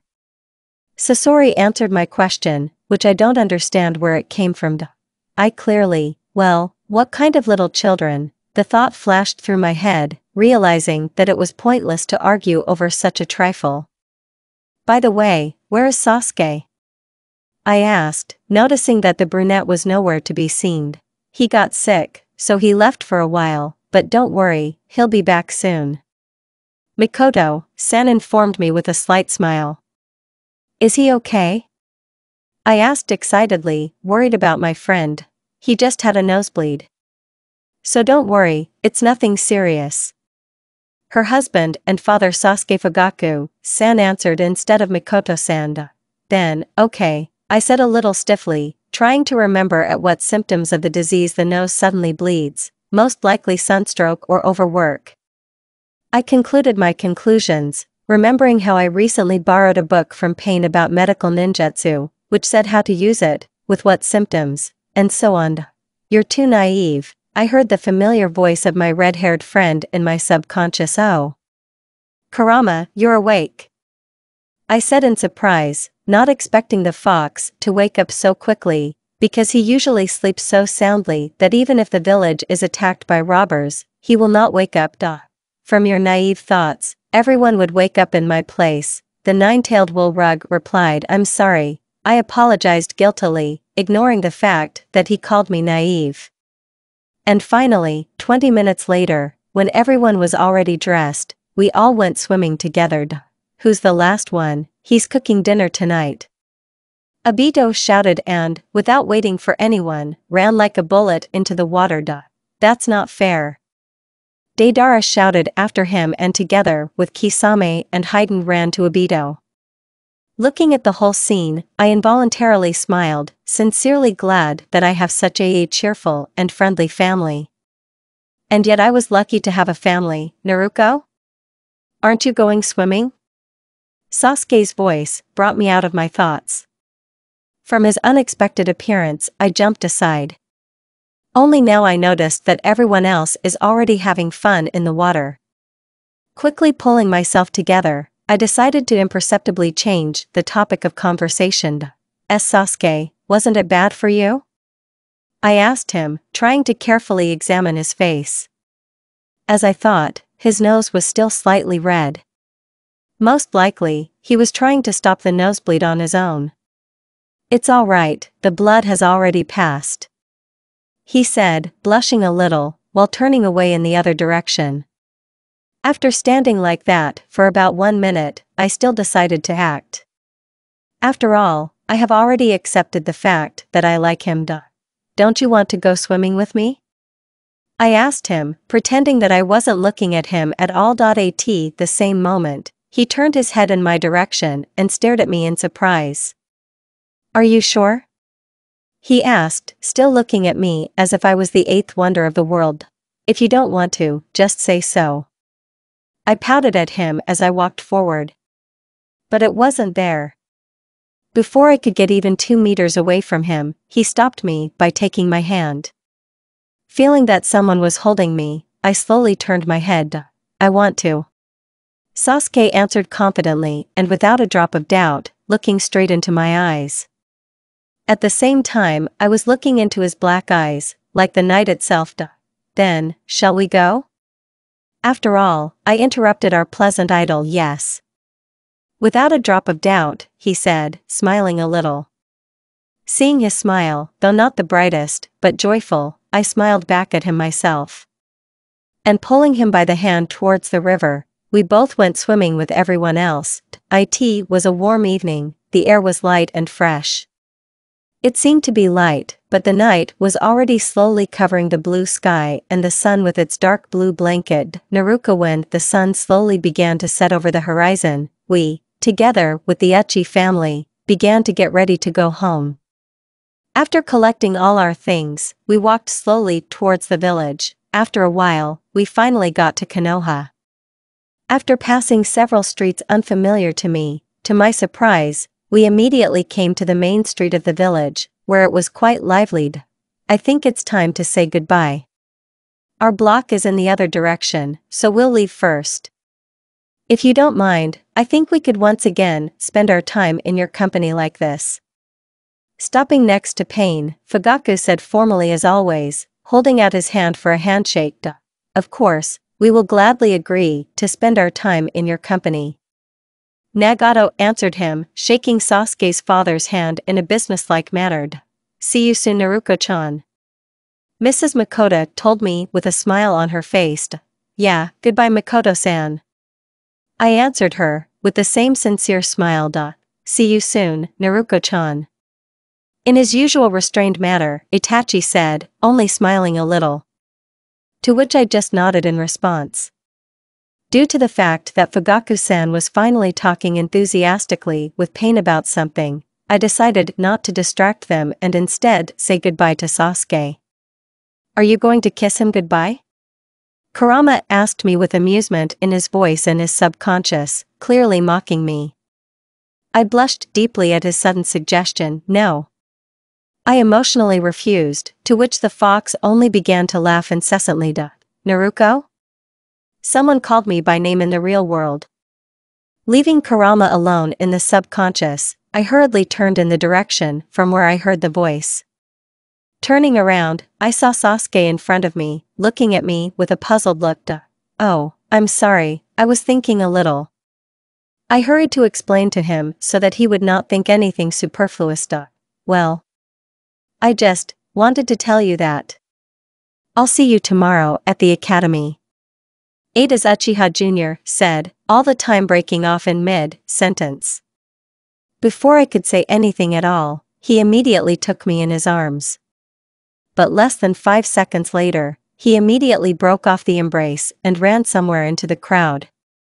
At that time, I was just looking at the Uchi leaving in that direction in bewilderment. I would have been standing in one place if I hadn't heard the dissatisfied cry of my whole family. They started arguing about something again. Not wanting to listen to their next arguments at all, I moved towards our house. I went ahead.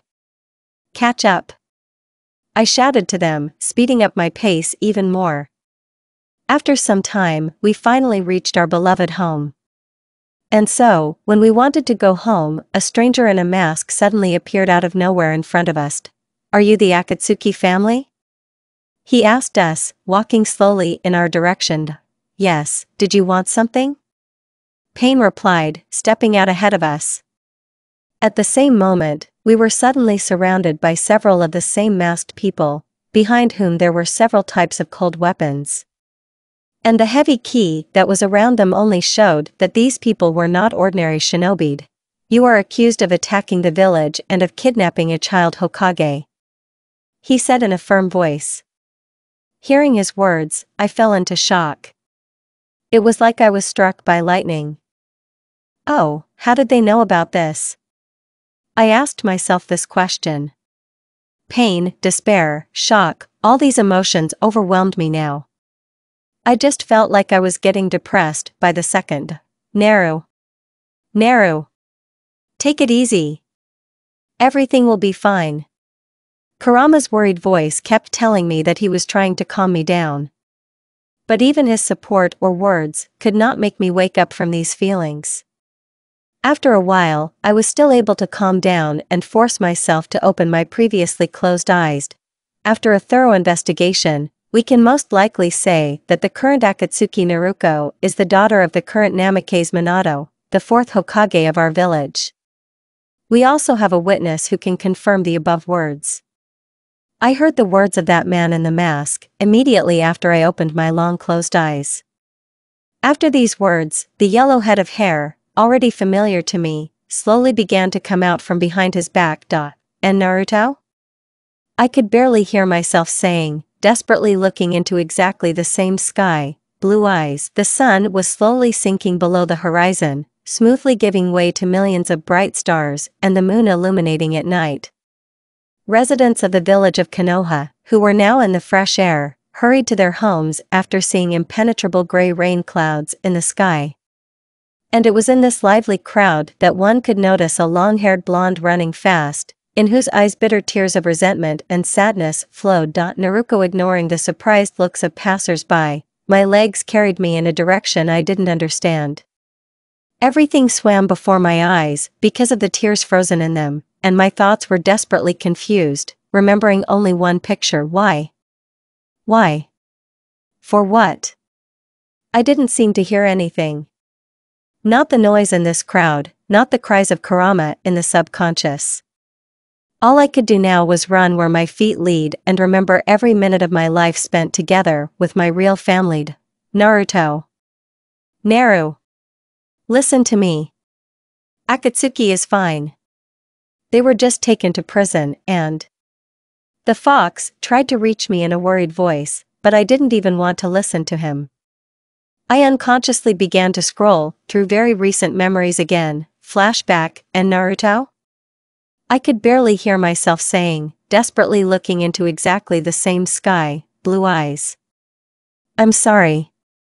I couldn't watch you smile and call them your family. They attacked our village. And stole you. If it wasn't for them, you would have lived with us from the very beginning, with your real family.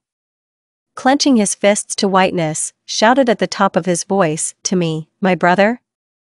No. Naruto Namikaze.my family didn't even think to resist. I looked at them with eyes already red from tears, and they just put handcuffs on them that blocked the entire chakra and wanted to take them somewhere. And no. Don't leave. Please don't leave me alone. I said, lowering my head down so that they wouldn't see my tears. Naruko, don't worry. We'll be fine. We will simply be interrogated, and then after a while they will let us go. And while we're gone, keep an eye on the house. Nagato informed me with a faint smile on his face, which is why I still had to raise my head in their direction. And don't forget to eat normal food. In the morning it will be best to cook some porridge, and in the evening rice with meat. And don't take long walks. Otherwise, you'll get sick. Konan said to me in a worried voice, this time, looking in a completely different direction, as if hiding her face from me. And no boys. I'll cut the hell out of one if I see one. Hayden spoke, as always in an undeniable voice, flashing his angry eyes. Don't forget to train too. Kakuzu added his word to the conversation in a sad voice.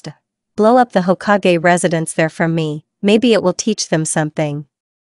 Burning with his gaze the masked Umbu that had been with them all this time, Deidara told me Deidara.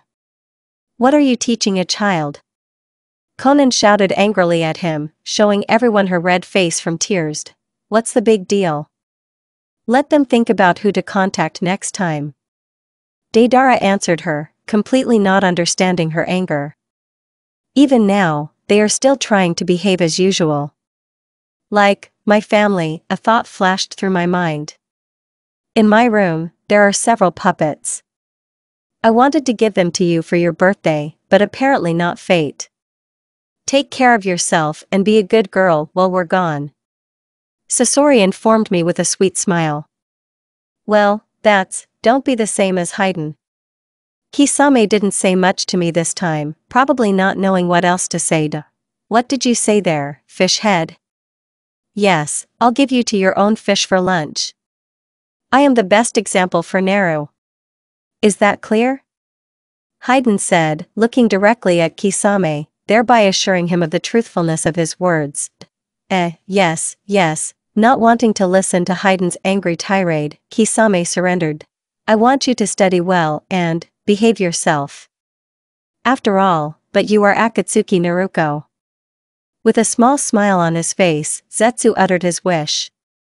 And now, it's the last turn to say your wish, Obito. So I'll be the last one. Naruko, initially we only wanted to use you for our own purposes. We wanted to, but you changed us. You not only reminded us all what it means to be a family, but also showed us what it means to love and take care of someone. Therefore, I know for sure that in the future you will become a very strong kunoichi. I just hope that you won't forget us and hate us. After all, we all want you to find your happiness." Toby finished for everyone, looking at me with a sad smile rather than a joyful one. All these words made me sad at heart. I always heard their joyful wishes addressed to me on my birthday, but now their words seemed to say that this was our last meeting for several months, years, and maybe even forever. From this understanding, I wanted to roar at the top of my voice. But I don't want them to see my tears. Just not now. Before I could notice, they all disappeared with Umbu in a cloud of smoke. Which is why I couldn't hold back my tears anymore. My salty tears were streaming down my cheeks, and I was only looking at where my family had been standing only recently. I don't know how long I would have stood there if I hadn't been disturbed by someone's female voice that came from behind me.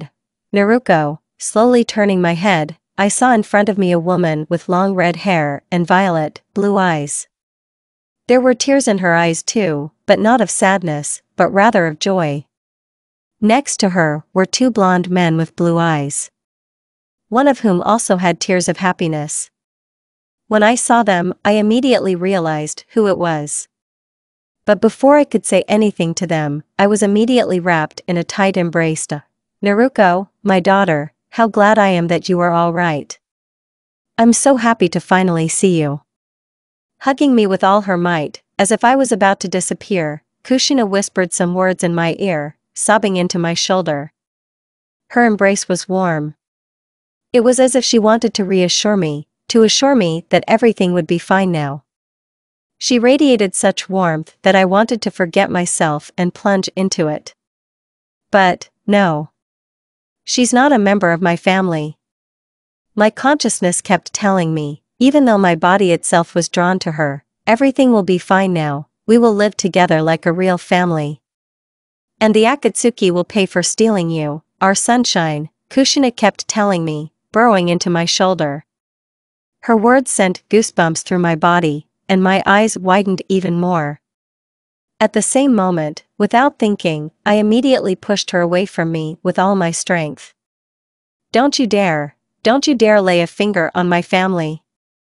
I shouted at them. This time it was their turn to widen their eyes in surprise. Naruko, the fourth Hokage, wanted to tell me something, but I immediately interrupted him. "No. I have never been and will never be your daughter. Even if you are my biological parents, it doesn't mean anything. I will forever remain Akatsuki Naruko, and period." Shouting with all my might, I tried to convey to them. But looking directly at them, joyful memories from Akatsuki began to appear before my eyes, which is why new tears began to appear in my eyes. Not wanting to see the faces of these three at all, I calmly went in their direction in order to escape away from this place. "I'll deal with you later, Namikaze Naruto," I said in a cold voice, deliberately touching the shoulder of my now familiar, and then I ran away. I ran away from them, from what happened and, from my weakness to stand up for my family. The end of the flashback. The bright morning sun was rising from the horizon, starting to warm the earth with its rays, giving everyone its warmth and light. Strong gusts of wind shook and swayed the branches of the trees from side to side, as if playing with them. Crowds of people gradually filled the streets of Konoha village, drowning out the bizarre bird songs with their sounds. Under one of the big trees, not far from the village itself, a girl of no great age was sleeping. Her blonde strands of hair that were all in the dirt and in the foliage of the trees fell right on her face, slightly covering her sunken cheeks, on which 6 small stripes were visible. Her black eyelashes fluttered all the time, and her eyebrows did not stop frowning. Her whole face was deathly pale, as if there was no blood coming to it at all, and only the red hue around her eyes spoke at least about something. A strong gust of wind blew again, making the blonde shiver from the cold. At the same moment, her still sleepy eyes opened, revealing to the world the sad blue of her eyes. Naruko, instead of waking up in my warm bed from the gentle stroking of Conan's hands on my head, I woke up from a cold gust of wind. My whole body was shaking from the cold, and even ordinary everyday clothes did not save me. Squinting slightly from the sunlight that shone into my eyes, I slowly looked around. There was a lot of vegetation and trees around me, under one of which I was lying right now. The realization that I was in the forest, that I was not far from Konoha herself, calmed me down a little. It's much better than being with Namikaze. The only thought slipped through my mind. My eyes began to sting again just from the memory of what happened yesterday. Even though I was crying desperately most of the night, I couldn't stop doing it. The pain began to echo in my chest again, and memories overwhelmed me. Behind my memories, I didn't even immediately notice how something soft and warm covered me, protecting me from the cold. You'll get so cold if you keep sitting on the cold ground. A familiar, slightly growling voice told me, trying to wrap me even more in warm fur. Turning my head in the direction of the interlocutor, I found a small ball of fluffy fur next to me, which turned out to be a bright red fox that tried to warm me with its fur. His half-closed red eyes carefully examined me from head to toe, and the soft fur warmed my shivering body from the cold. Kurama, as if I couldn't believe my eyes, I whispered, looking in surprise at the nine-tailed fox that was now in front of me in its little version. Despite the fact that my throat hurt a lot, and my voice was terribly hoarse, Kurama was still able to hear my whispered, "I'm here, little one. No matter what, I will stay by your side." The fox suddenly said in his gentle voice, looking straight into my eyes with a serious face. For a few seconds, it even seemed to me that there were sparks of sadness and longing in his eyes. But as soon as I blinked, they seemed to be blown away by the wind. And only a certain determination was visible at the bottom of his scarlet, blood-like eyes. His words were echoing in my head more and more every second. These words made me want to cry again, burying my face right into the warm and fluffy fur, but this time not out of despair, but out of gratitude. Out of gratitude that he calms a weakling like me, helps, supports, and does not throw into the abyss of darkness. "Thank you," I whispered back to him again, barely audible, still burying my forehead in his red fur. At the same moment, the world seemed to stop for me. I felt as soft and warm as I really was at home.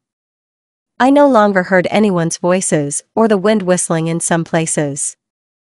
I didn't even notice how I was finally able to calmly close my eyes, peacefully falling asleep, and not sobbing until my throat ached, falling unconscious. The end of Naruto. At the same time, the entire Namikaze family was sitting in the office of the 4th Hokage in full force. The atmosphere in the office was not the best. Even with the naked eye you could see all the awkwardness between them. All their faces were tired, which indicated that no one could sleep properly that night.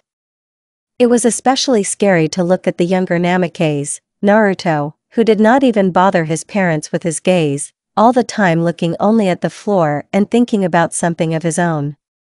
After some more time, the silence between them was finally interrupted by a sudden knock on the door.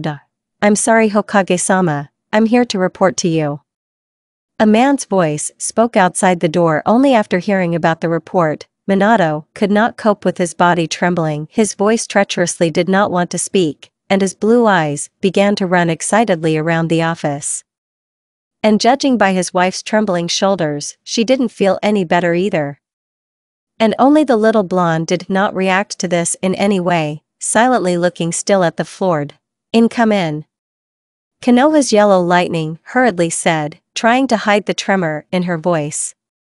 Having received permission, a man dressed in Umbu uniform entered the office without hesitation. "Did you find her?" Almost immediately asked that Hokage, as soon as the man crossed the threshold of the room. "No. Wherever we look for her in the village, she is not.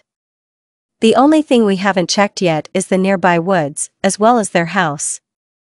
But getting into this house turned out to be much more difficult than we imagined.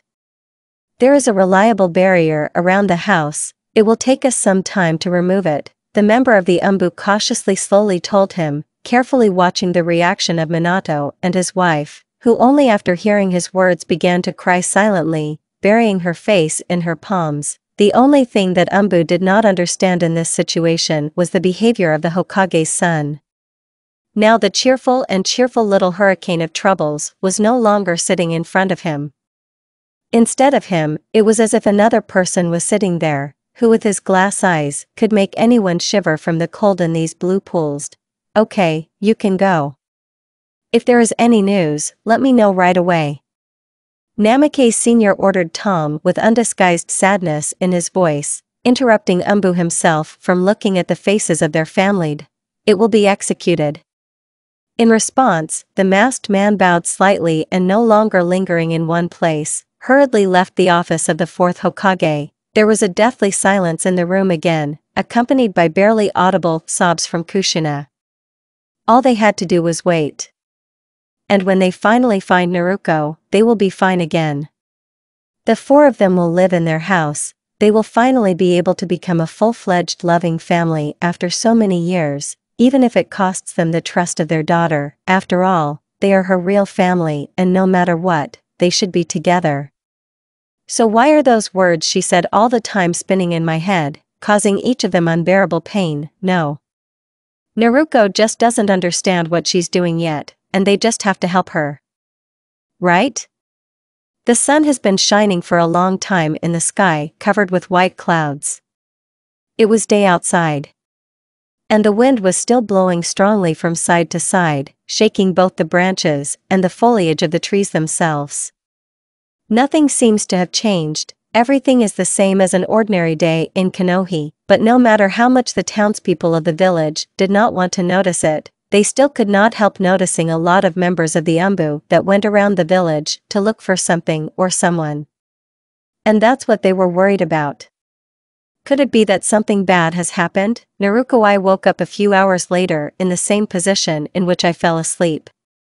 Kurama was still warming me next to him with his soft fur, and the cold wind mercilessly swayed the branches of the tree under which we were lying in an embrace.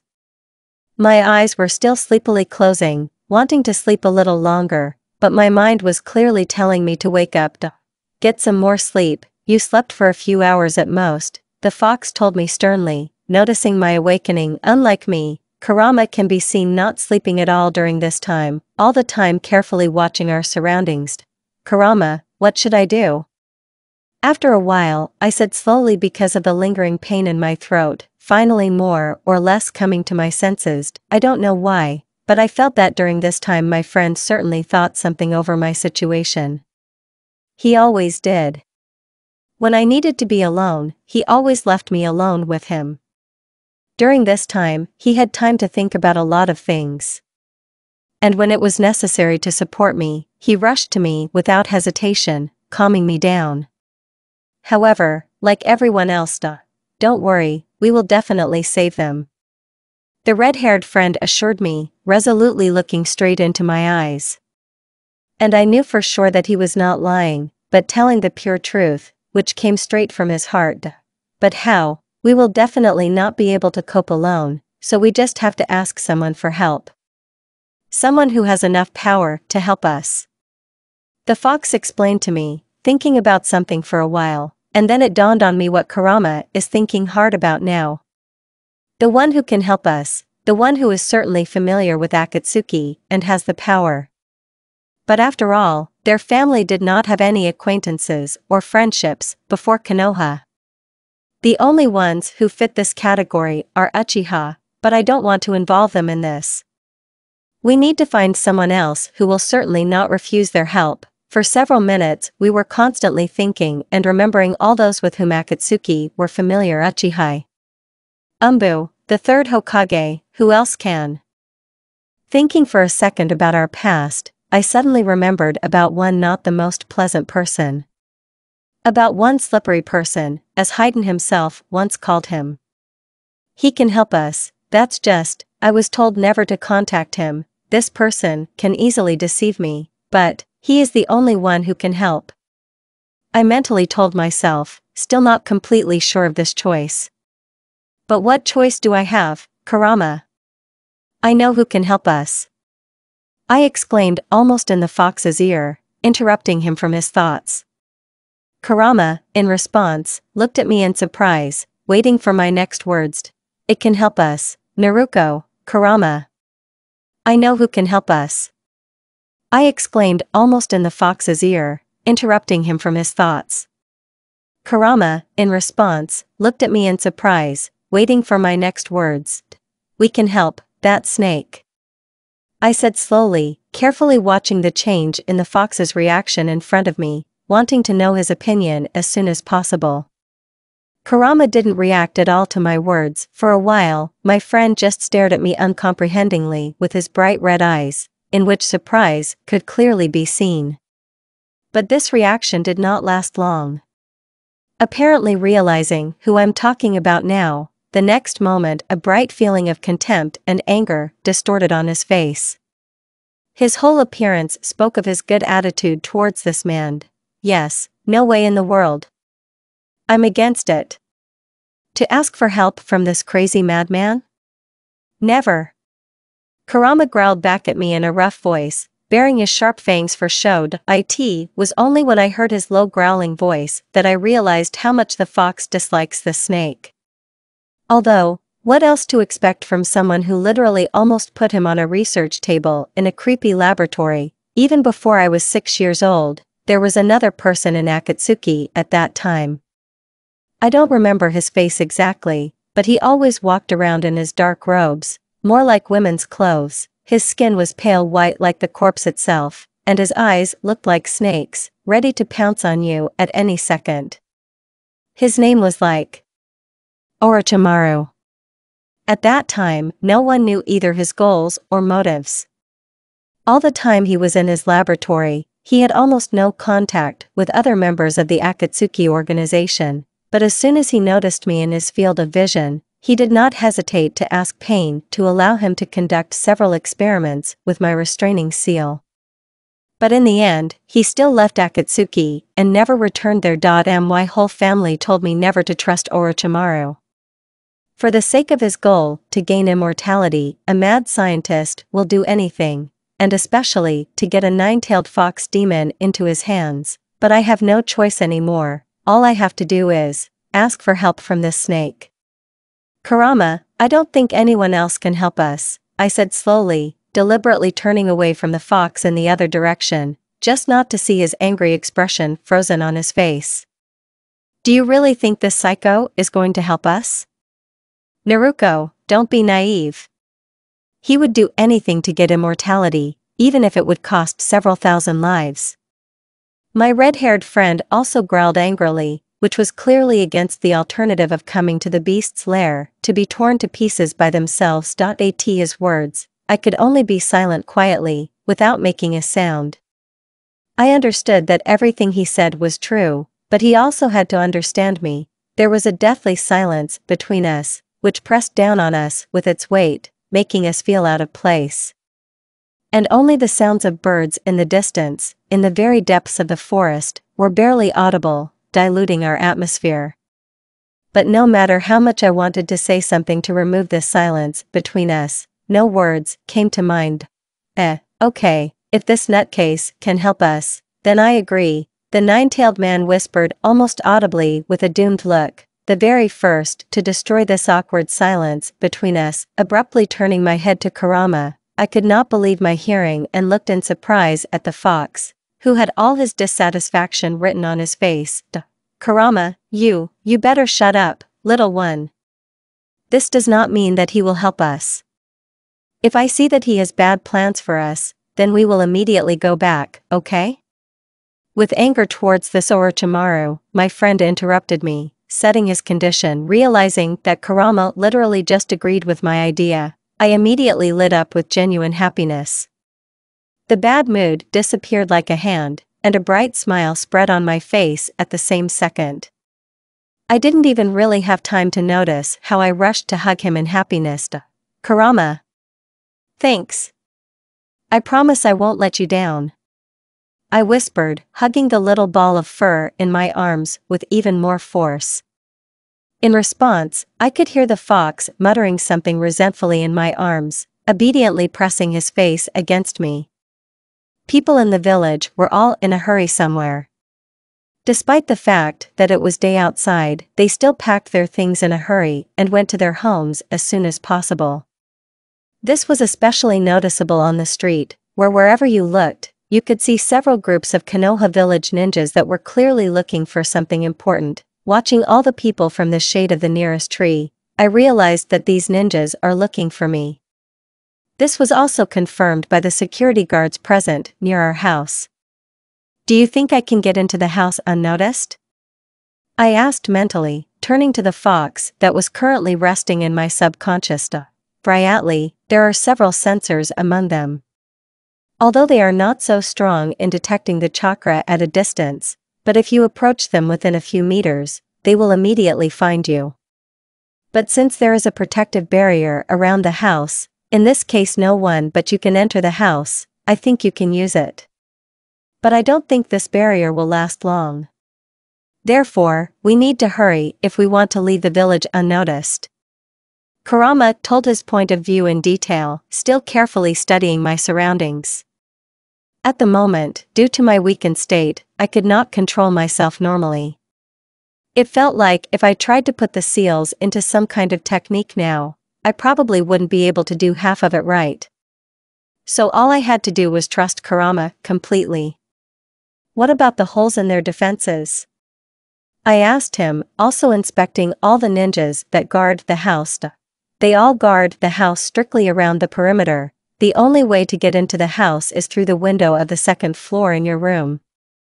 The fox answered me in a serious voice. From his words, I involuntarily looked towards the window on the second floor, through which I can immediately get to my room. As I noticed, the window was not closed, on the contrary, it was slightly ajar, and yet it's good that I forgot to close the window behind me yesterday. A thought quickly flashed through my head, almost immediately getting lost in the pile of others. After a while, I noticed how one of the ninjas who was guarding the perimeter under my window was suddenly distracted by a conversation with another, giving me a chance to get inside. It's time. Kurama and I voiced our thoughts in chorus immediately. Without thinking about anything, I rushed towards the house with all my strength. To make me move faster, Kurama willingly shared his chakra with me, pouring it into my legs. But no matter how fast I moved, I was still quickly noticed. Look. It's her. Grab her. I heard the strange voice of one of those ninjas who noticed how I had almost reached the territory of the house. I didn't even have time to do anything, as the silhouette of one of them immediately appeared in front of my eyes. Damn. Seeing the man in front of me concentrating his chakra in the palm of my hand, I began to expect his subsequent blow to me. But I certainly did not expect that instead of hitting me, the blow would follow on the ground below us. I barely managed to jump away from the place where a small deep hole was now formed, covered with cracks. I had just felt the solid ground under my feet when I noticed that these people had already surrounded me from 3 sides.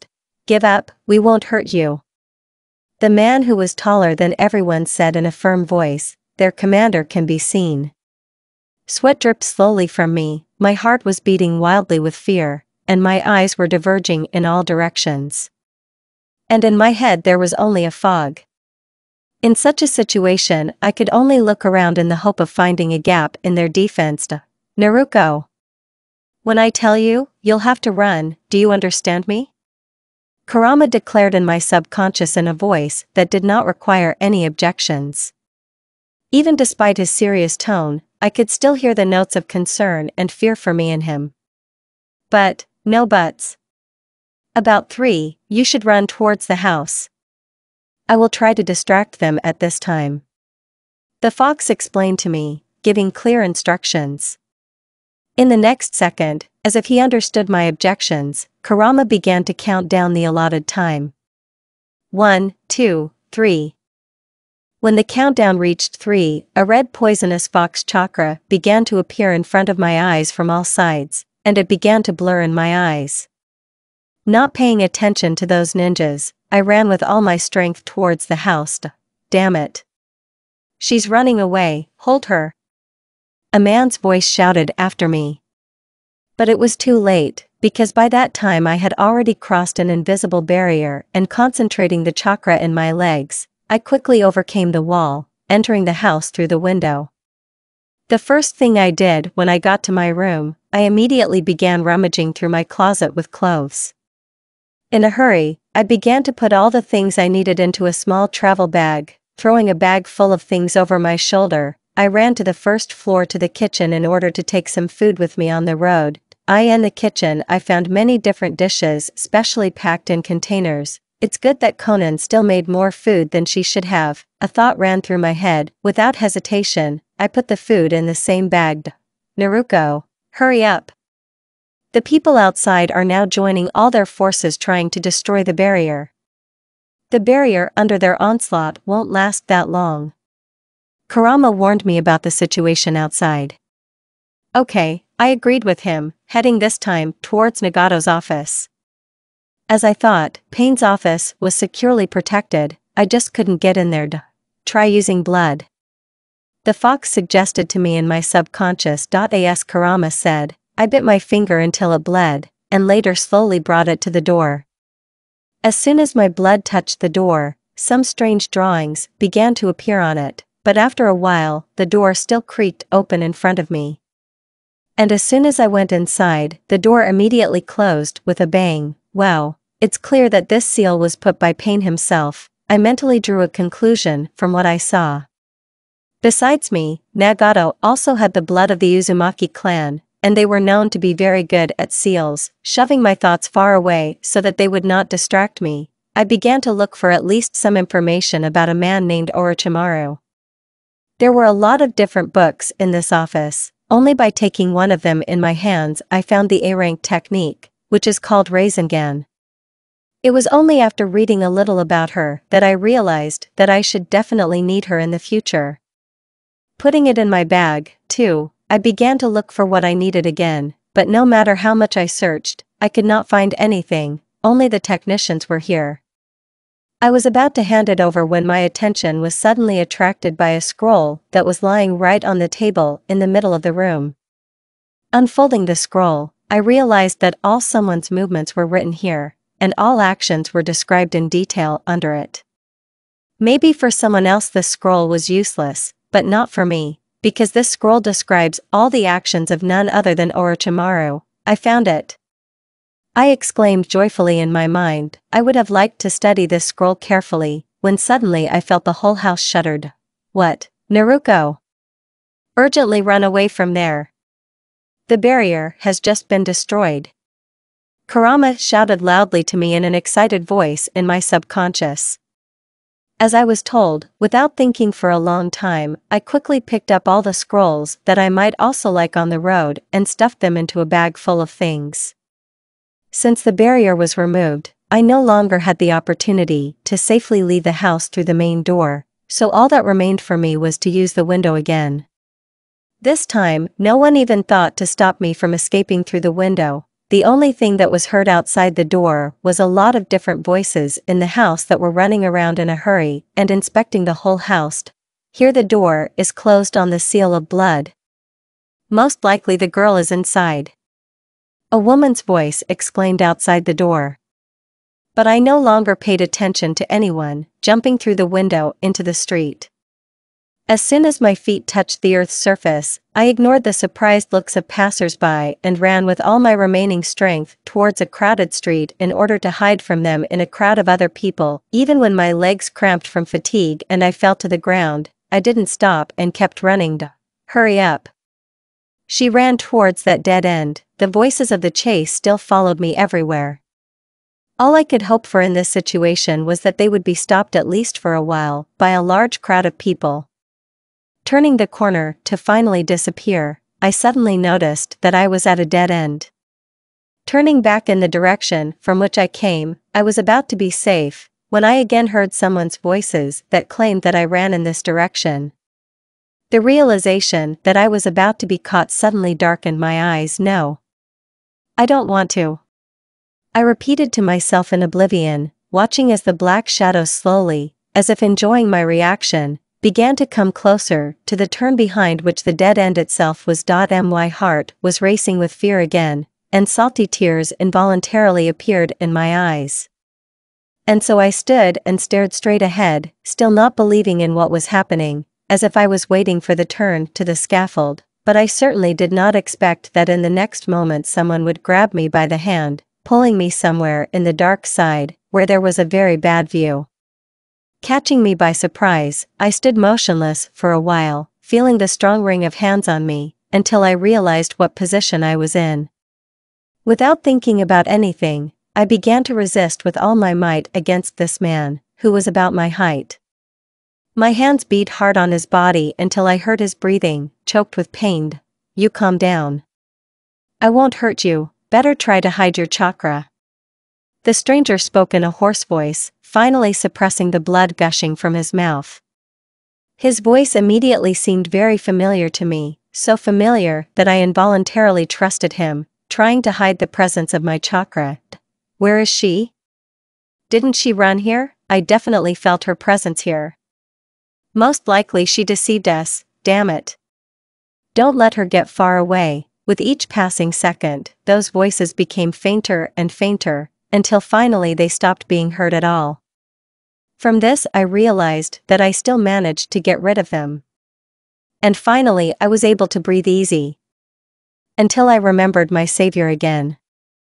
At the same moment, I pulled away from his steel hands with all my strength, just to look at the man who saved me from the chase, but only when I saw the face of this savior, I stared at him in shock. "Kiba?"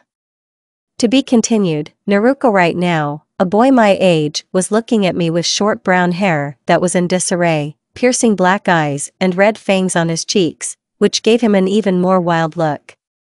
Despite his fearless and confident appearance, one could clearly see the uncertainty in his actions in his eyes. "Hurry up. She should be here." Someone's rough voice was heard very close by, calling others. Hearing the voices that came very close to us, I did not hesitate to focus on hiding my chakra as soon as possible. "Please, I wish there wasn't a censor among them." A thought flashed through my head, before trying my best to hide my chakra, just like Sasori once taught me this, and it can be seen from the excited look of Kiba. He thought the same thing. It didn't take long before the sound of footsteps faded away, as if there was no chase, but we knew perfectly well that they were still nearby. Like predators waiting for their prey, and as if to confirm this, someone's shadow appeared next to our shelter. From this silhouette, one could immediately see that it was the figure of a man. And judging by his clothes and wolf mask, he was clearly a member of the Umbu. With every second that the shadow approached us, it seemed to me as if my heart was about to stop from fear. I didn't want to think about what would happen to me next. The only thing I regretted was coming to this village. If it wasn't for that, I would be the happiest child in the world right now, with my loving family. Why me? While my heart was being torn apart, tears came to my eyes. Hate, how I hate them. If only I was stronger. My body was shaking with mental pain, and apparently noticing my condition, Inuzuka, trying to calm me down with all his might, began gently stroking me on the back, expressing his support. "I need so much now." By the time I was cursing all the people responsible for this case, the figure of a man had been standing near us for a long time, looking only in our direction.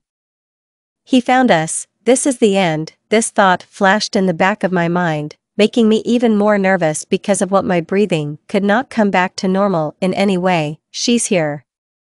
What are you waiting for?" Someone's dissatisfied voice was heard not far from us. Exactly. She must have hidden behind that tank.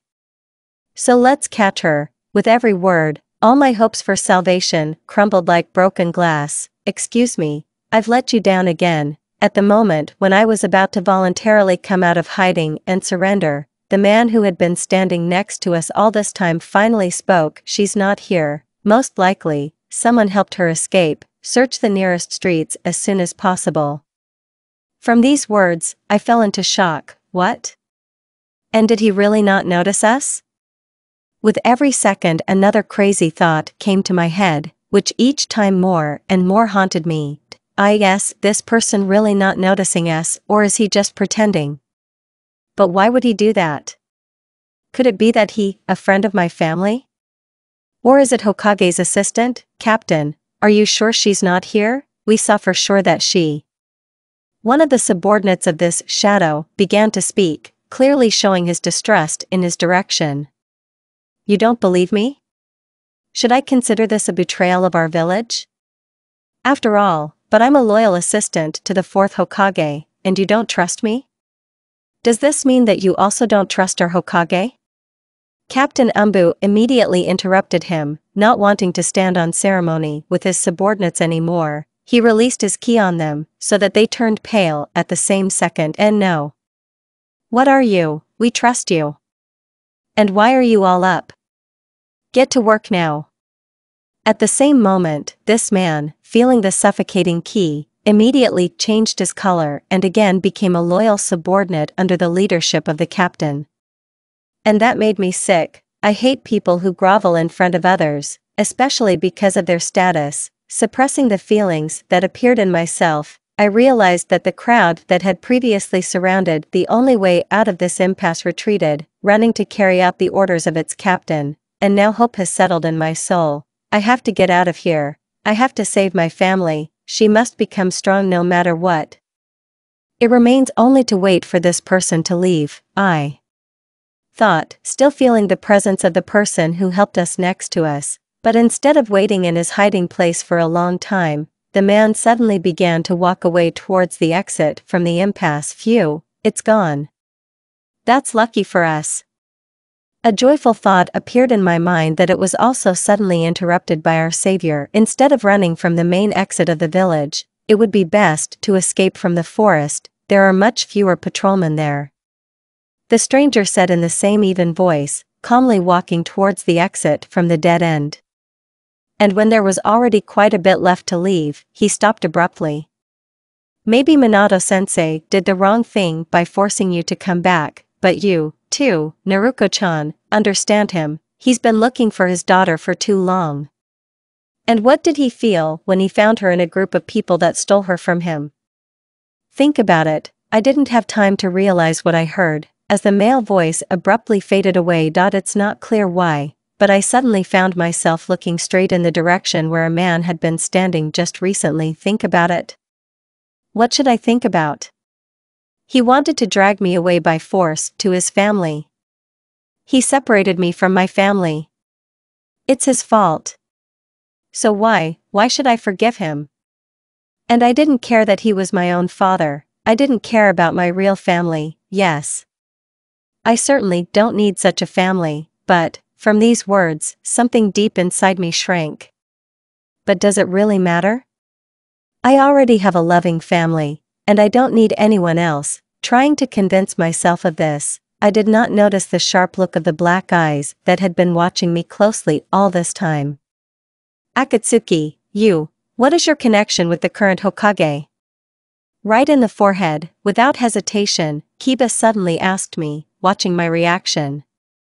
And this question froze me in place for a few seconds. What connects us? Well, except for blood, nothing more. But no matter how much I wanted to express it to him, for some reason my tongue did not turn to say it at all. What? Seeing my indecision and fear on my face, he just shook his head in different directions. Naruko, we're friends, right? Of course friends. Who else? I came to myself, looking with resolute eyes at the representative of the Inuzuka clan in front of me. Then, Akatsuki, promise to remember this. Whatever happens, we will remain friends. And if you forget, then I will direct Akamaru at you. His whole appearance spoke of his seriousness, and especially his eyes. Sasori once told me that a person's eyes are a reflection of his soul. Before that, I thought Kiba was a very cheerful and active boy, which can cheer anyone up at any second, but now, looking into his eyes, I realized that he can also be serious, responsible. And as if to confirm his words, Akamaru barked next to us. These words somehow made me feel better. Yes, it's still good to have a friend like Kiba. Thank you very much, Kiba, Akamaru. I won't forget. I will always remember such a good friend and his wonderful dog. With a slight smile on my face, I spoke from the bottom of my heart. Yes, I won't forget you. I believe that we will meet again soon. And then, as before, we will make fun and joke about the rest. In the meantime, thank you. Looking at Konoha in front of me, I couldn't help but remember all those happy moments. In this place I met people dear to me, she became a student of the academy, and even if I haven't lived here since I was born, it felt like I was here from the very beginning. The moments I experienced here were unforgettable, but before that, I didn't even want to come here. Sadness, happiness, betrayal, joy, I could feel all these emotions in this place. And to be honest, it was kind of a shame to leave this place, but I'm sure I'll be back here again. For the sake of your family, for the sake of your friends, for Sasuke's sake. Interesting, will he be sad when he finds out I'm gone? Or maybe he will be glad that he got rid of me. There are so many thoughts in my head about this, but I didn't want him to be sad, I wanted him to smile as before. It's a pity I couldn't say goodbye to him. I hope during this time he will not forget me. I'll be back. One day I will come back here to free my family. Maybe by this time we will become enemies, but still, I want to see him happy. Taking one last look in the direction of the village hidden in the foliage, I abruptly turned my head towards the forest, and on my legs trembling from weakness, I ran forward with all my strength just to get far away from here and not look back, and then I'll figure out where to go next. The main thing is not to be persecuted, otherwise, there will be trouble. That's the end of it.